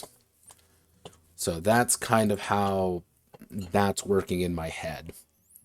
It'll be a little bit awkward, and I would need to actually see this on the table to see if it works, but in theory it does. So let's see. Corrupted force will be allowed out of those within their command radius and of the same unit type. Uncorrupted forces can chain to others of the same unit type within 1 inch of each other. Actually, within 1 inch of another commander. Uncorrupted commanders can trigger multiple units at the same time. The uncorrupted forces have a chance. If you're not playing your cards very smart, uncorrupted forces have a bad tendency. They're going to be able to burn themselves out very quickly. They're the ones who are going to move very quickly, be aggressive, move up their entire army, and then you have to wait. You are going to sit there and you're going to look at your opponent as they're moving all their soldiers around. However, you have the advantage. You're the one seizing the initiative. But maybe you don't want to do that. Maybe you want to move your commander in different places. Maybe you want to move, every unit has a separate commander. Maybe you only have a few commanders that are ordering everybody around. Play it by ear. You can do it. I believe in you.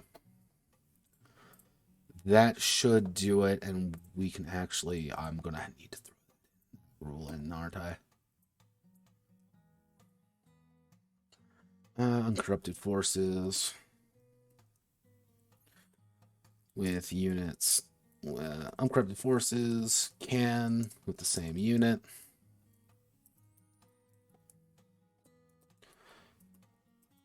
operate. And still, uncorrupted forces can, with the same unit type, be activated as long as they are within formation. So, if you really want to cripple corrupted forces, you want to cripple them, you just start killing you kill their commanders. And that's something that is something the corrupted forces are going to have to worry about.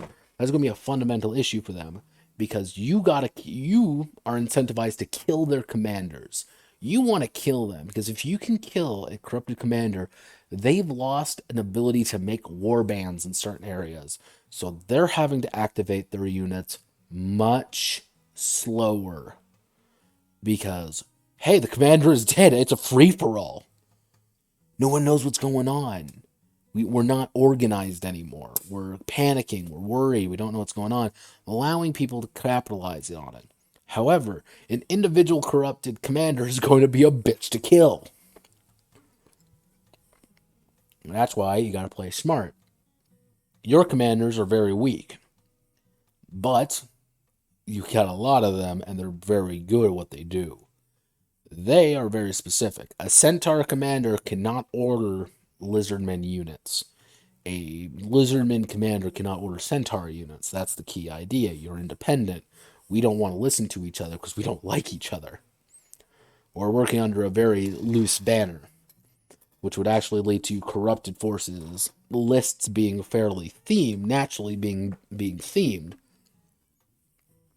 Of like, yeah, this is my Lizardman army, or this is the Centaur army. This is like a slime army, because we kind of have to work together in that. But you're losing the greatest advantage the corrupted have, which is their diversity.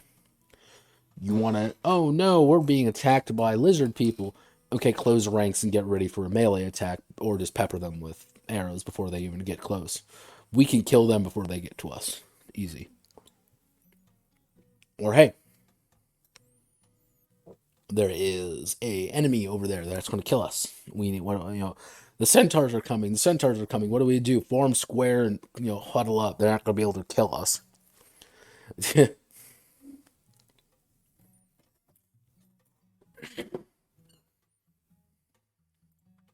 Yeah, that works actually.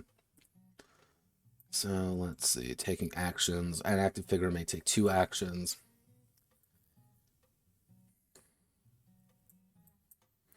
Okay, so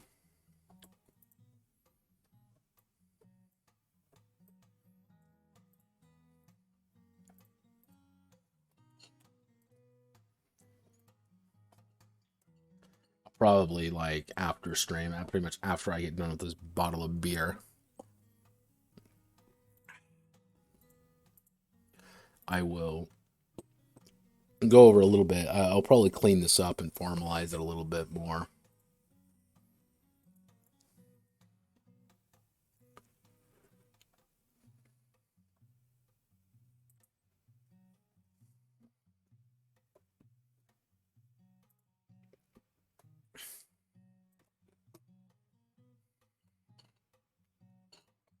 Oh, people are being weird.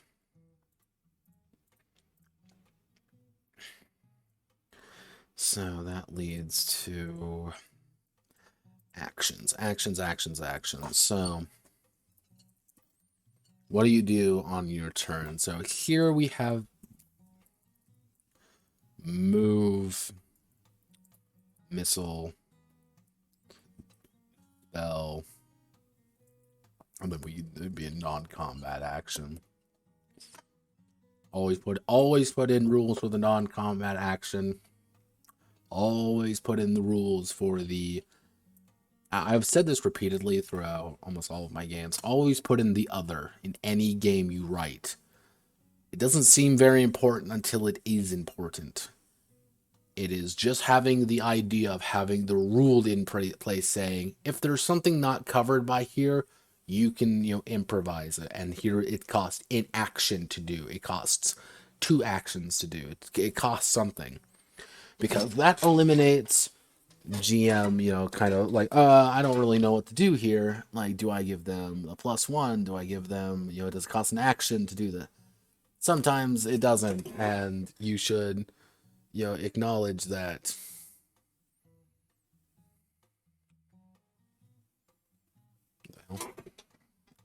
More.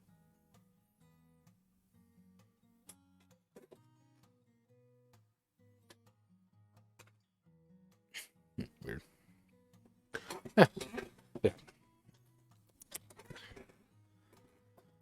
Move missile spell. Is there anything else I need? So no. probably don't need to add in. So the movement speed, you'll move.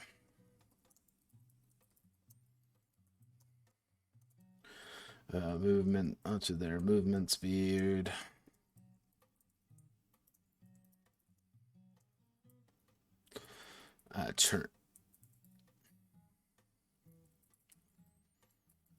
Turning as desired.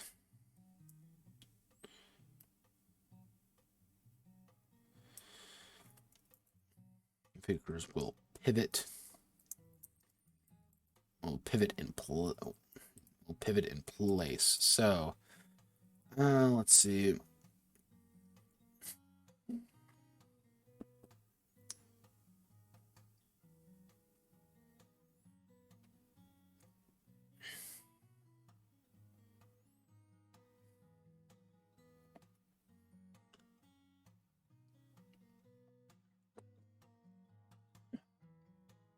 Do we want to throw in terrain mode?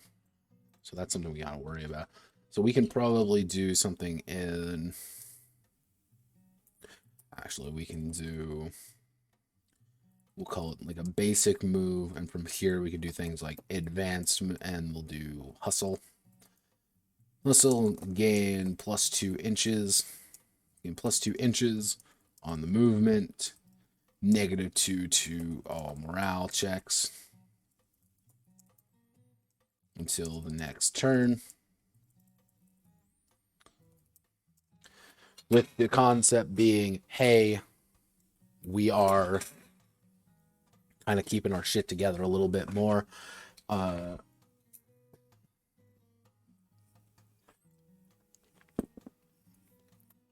We got to worry about flying, don't we? Take off. Unit takes flight.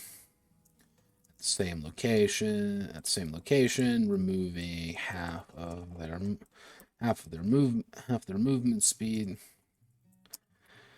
Speed ignores of the movement speed while in flight. Ignores movement speed. Ignores terrain ignores terrain, and cannot engage in melee combat, and is not backed by enemy units. Pretty much, you are flying. Like, that is just like that wouldn't. Normally, you're like, oh, flying units aren't that big of a deal. However, you also have to worry about, like, harpies. I didn't mean... Yeah, you have to worry about... I regret clicking on this already. But, like, oh, wow, that's a... Oh, no. Okay, well, maybe if we... Okay, we position it right here. We're not going to thought jail real fast. But, like, we got to worry about harpies. Like, what happens when a harpy takes off? Harpy squads are going to be able to fly. They're going to remove half their speed. They can't be targeted, but they can't actually engage in melee. That's it.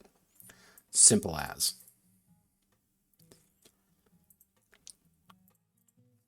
Because you got to think about all these goddamn things.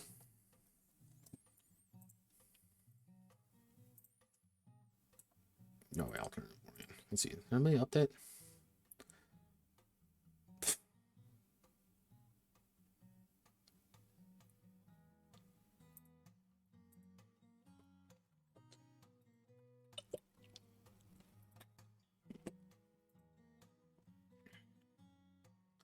We have flight. We have...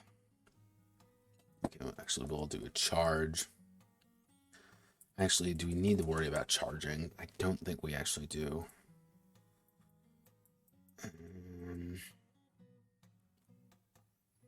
No. No, we don't need to worry about charging. Actually, do we, though?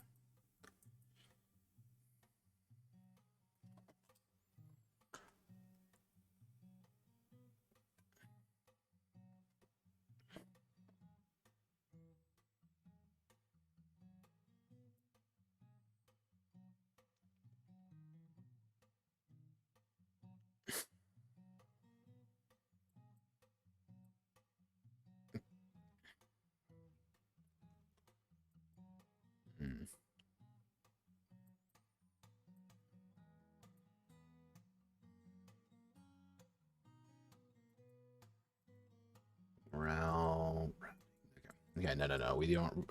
They do not have rules for charging. We're going to put in rules for charging because I like charges. These charges are dramatic and they are thematic. So what we're going to do is we'll put the charge move here. Charge. Unit sacrifices half of their movement and closes in on a enemy unit. For the first round's close combat check has a +2 to all combat skill checks. So, okay.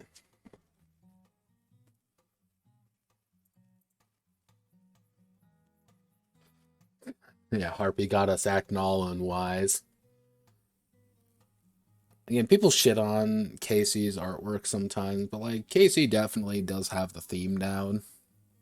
Like he definitely knows. It's like, hey, you like anime grills? And it's like, yeah. I'm like, here you go. Here's your anime grills. You're gonna enjoy it. Let's say, okay, we have got our basic hustle, +2 inches on movement, -2 to all morale checks. Just like you're sprinting, you're trying to get to a location quickly. Take off unit, same location, move half their half their movement speed. While in flight, ignore strain, cannot ignore charge. And we actually are probably going to do, how do we want to word this? The idea of, again, it's going to be like the terrain mode in there, which is, we'll call it March. Actually, no.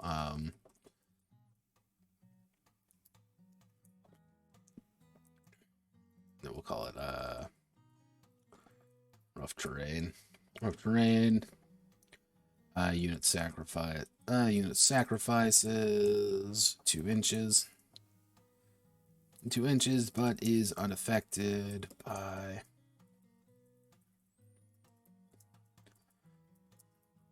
but is able to move into terrain, actually into different terrains with no penalties.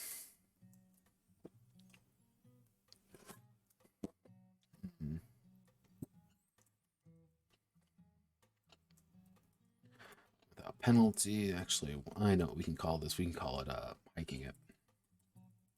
Yeah, we'll call it hiking. I think that's appropriate enough. Just the idea of like you're going into kind of like a more hostile place. It's through the dense woods, through this, through that. You're hiking through it.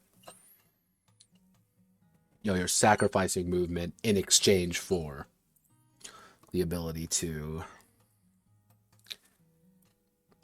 terrain obstacles without further problem. Let me see.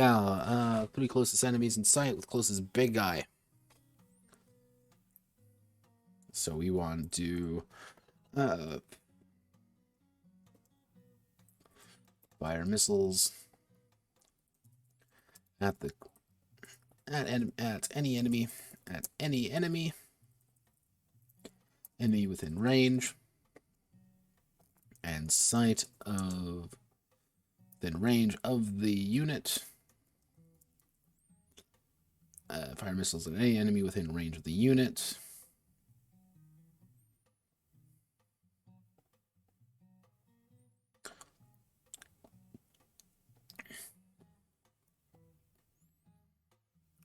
Let's see.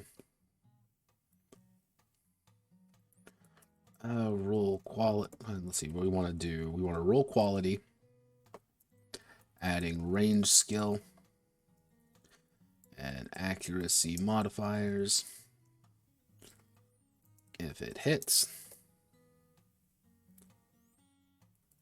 the enemies. Let me see. Rolls equal to the target number indicated below. The target must the hero or big guy when resolve missile attacks against a warband. Roll. Wait, can they not do damage?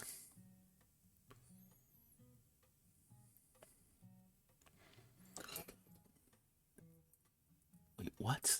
Fire adding the rage skill to any model. If the roll equals the target number indicated below, the target must retreat 2 inches unless they are a hero or big guy. When resolving a missile attacks against a warband, roll all shots together, removing any casualties, then apply any retreat moves. Okay, that's kind of weird. That's kind of an awkward way of doing that.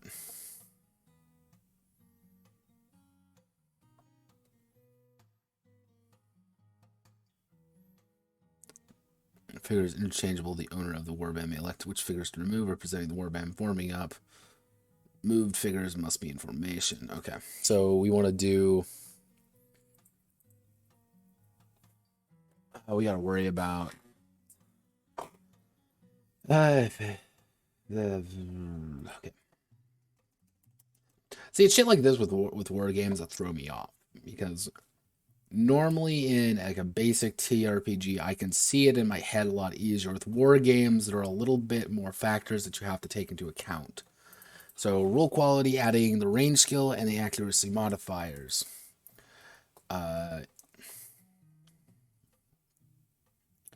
Actually,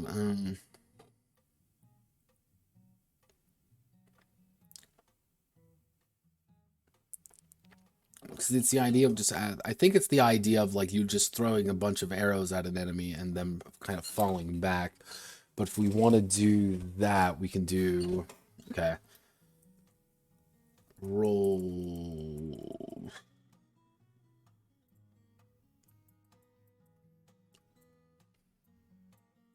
size block by 2 or more to hit. Roll 1d10, adding the range skill to the accuracy modifier. If the roll is equal to the higher number indicated below. Okay. So we want to be able to hit the unit, and then we want to be able to kill the unit. If we hit the unit, so...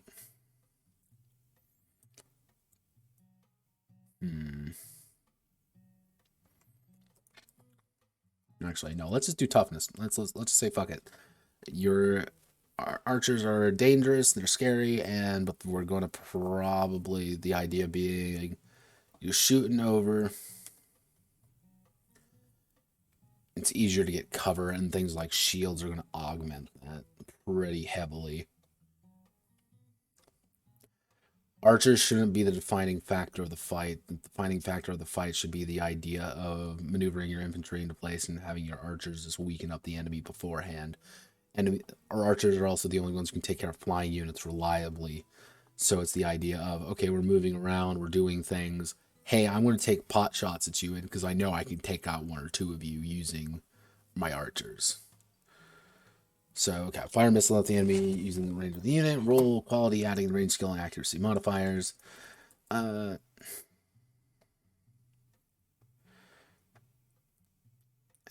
modifier. Actually, here's what we could do. The owner of the attacked unit can either move the unit 2 inches away from 2 inches in any 2 inches away. Actually, here's what we can do. The owner of the unit can either elect to move the unit, to move a unit 2 inches in any direction, 2 inches in any direction for each possible, actually in any direction, or take the hit. A unit can only move once. So it's the idea of we're being peppered with 1,000 arrows. Yeah, we're not even dealing with that yet. We are not there yet. Because pretty much the idea of what I want, because I think the idea in Last Era here, I think the idea of what they're going for is arrows aren't really killing individual warband people. Arrows aren't really meant to, because you have like 5 guys shooting arrows. They're supposed to distract, and they're supposed to kind of start having people start, fleeing in different directions. It's, oh god, there's arrows coming down. Everyone scramble. It's kind of that idea of everyone starting to scramble, everyone's starting to move, everyone's starting to panic, because no one wants to get hit by an arrow. And I think that works in this game based on the idea of how the command structure works. Where if you're getting shot, if your warband's getting shot, and you, let's say, like, okay, everyone in this warband in this area is taking 5 hits. You know, you have to distribute 5 hits. You have to move 5 units 2 inches away from everything. Or if you only are, there's only 3 units, you have to move three. You can move 3 of your units 2 inches away, and then all the rest, and then you have to select 2 of them to get hit for hit, which could potentially mean lethal attacks. So it's kind of that constant threat of we're getting picked off, especially if you're like, hey, we're going to be shooting at the, the guys in the sky. We're shooting at the harpies, for example, with our arrows, bang, bang, bang. The harpies have to either scatter. They're quickly moving away. They're scrambling. They don't know what's going on, or they're getting shot out of the sky and they're crashing to the ground. Melee.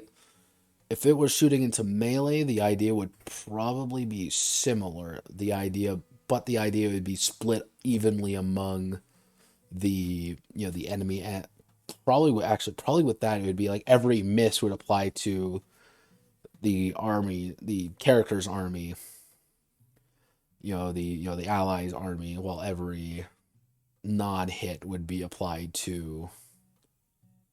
Actually, fuck. Do we want to do that? Because if we have high toughness, we can actually hit. God, ranged attacks are always such a bitch. Yeah, we can actually do if you're trying to hit. Actually, okay, can really use what we can do here. We can do just everything in this general area must die. How do we want blanket fire? Yeah, we just want to blanket fire missiles at a specific area. Any unit in the area must move 2 inches. 2 inches. If the unit is unable to move or is pinned, take damage as normal. Actually, as if they were hit. However, things like blanket fire are also like, hey, we're firing into the backs of our own men. We can do precision aiming.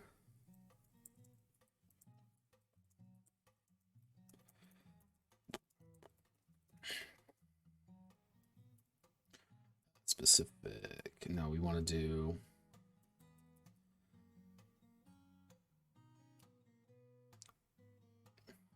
Because blanket fire, if you have shitty archers, you want to blanket fire.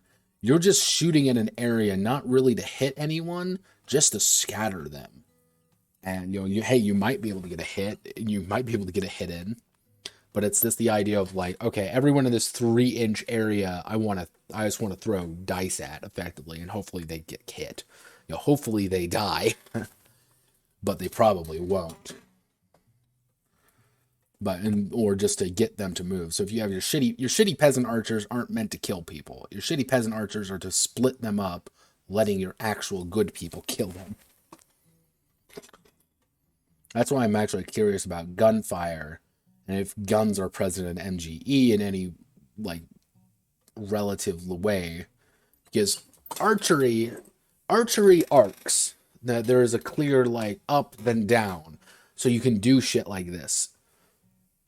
Guns, that's where things change because you just have to aim forward, but they're also a lot more deadly. So it's kind of that like maybe I put in like crossbows or something. I don't know. I just need to put rules on paper right now and just see what sticks. And I might ask around and see what I can find about satisfying ranged rules.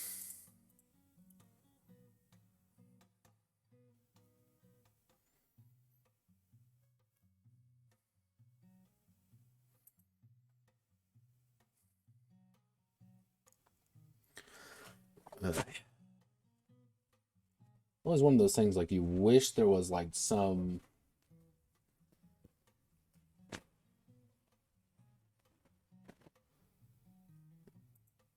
There's some nice hard and fast method of doing this, but I don't believe there is.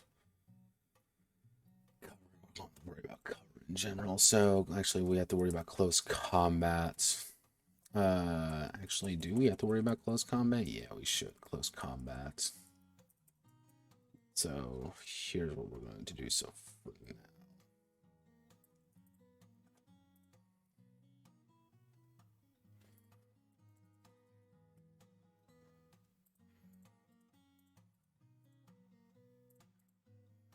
Because I can see it in my head how this plays. I can, again, it's one of those things like I'm seeing in my head how the game plays out. It's okay. Like, all right, I'm gonna start shooting at. I want to shoot at your guys over there. I want to. Okay, they're within. They're within the 7-inch range, or 8-inch range, or whatever, and I want to shoot at them as they approach. Okay, we're shooting, we're firing, and it's okay. I don't want any of my guys to get hit because I don't want to lose men on the approach. So I'm starting to scatter. My men scatter quickly in all directions, trying to kind of get away. But we've broken formation at this point. It's 2 inches, mind you. It's again, we're breaking formation unless we're all kind of making like this organized go back. But at that point, if I only, if I score 5 hits, that's 5 people moving back. If I have a 10-man unit, which means I may need to put in. Maybe I do it as like a guaranteed action. Like you're always going to hit with the number of archers you have, but it's just like if you are within range, you're going to hit, but the problem is you can only move. But if you actually roll to hit, and if you hit, you gotta hit. Oh God, why are war games complicated? I can see it in my head, but I can't suss out the fucking numbers. Ah. Oh God. The alcohol's hitting me finally. Okay, so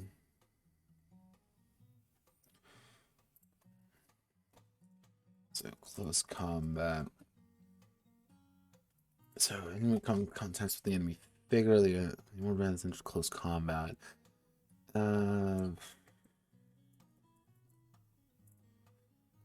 So we have to factor in the close-in rule. Within 2 inches may automatically close in. Automatically close in for a melee fight.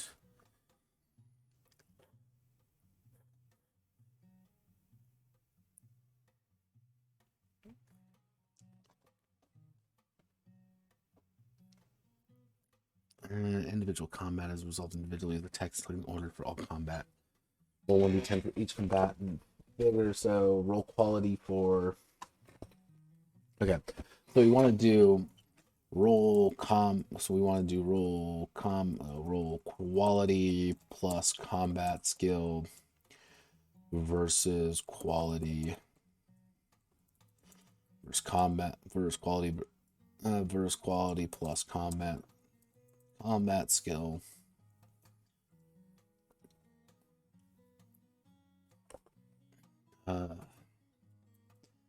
Loser has the unit.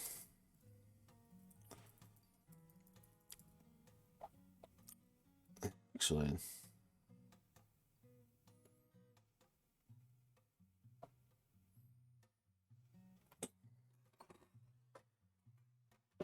I think I'm looking at this wrong because this is a warband game. I need to look at a squad-based game, maybe.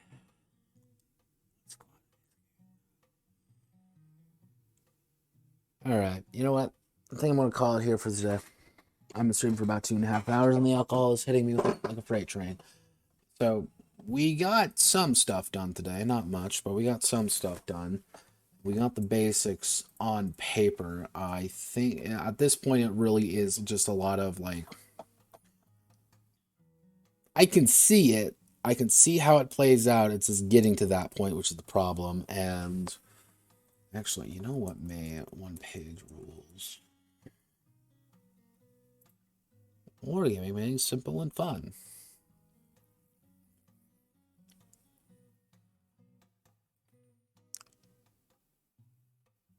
A firefight skirmish regiment, Age of Fantasy. Age of Fantasy might be 40-50 models per army. Given a big battle, this can be 60 to 90 minutes. Core rules. Okay, actually, let's look at core rules.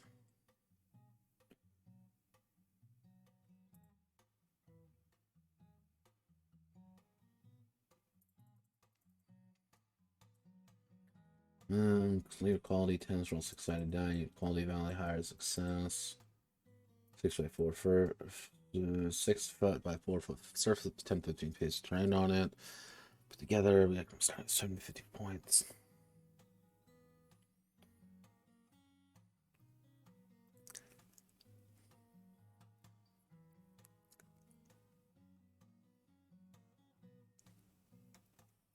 Yeah, not see.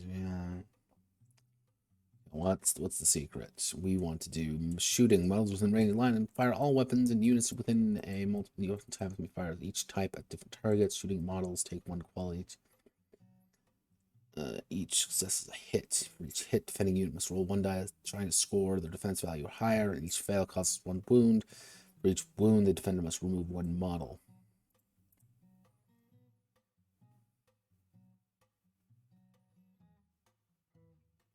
All right, thank you, Sam.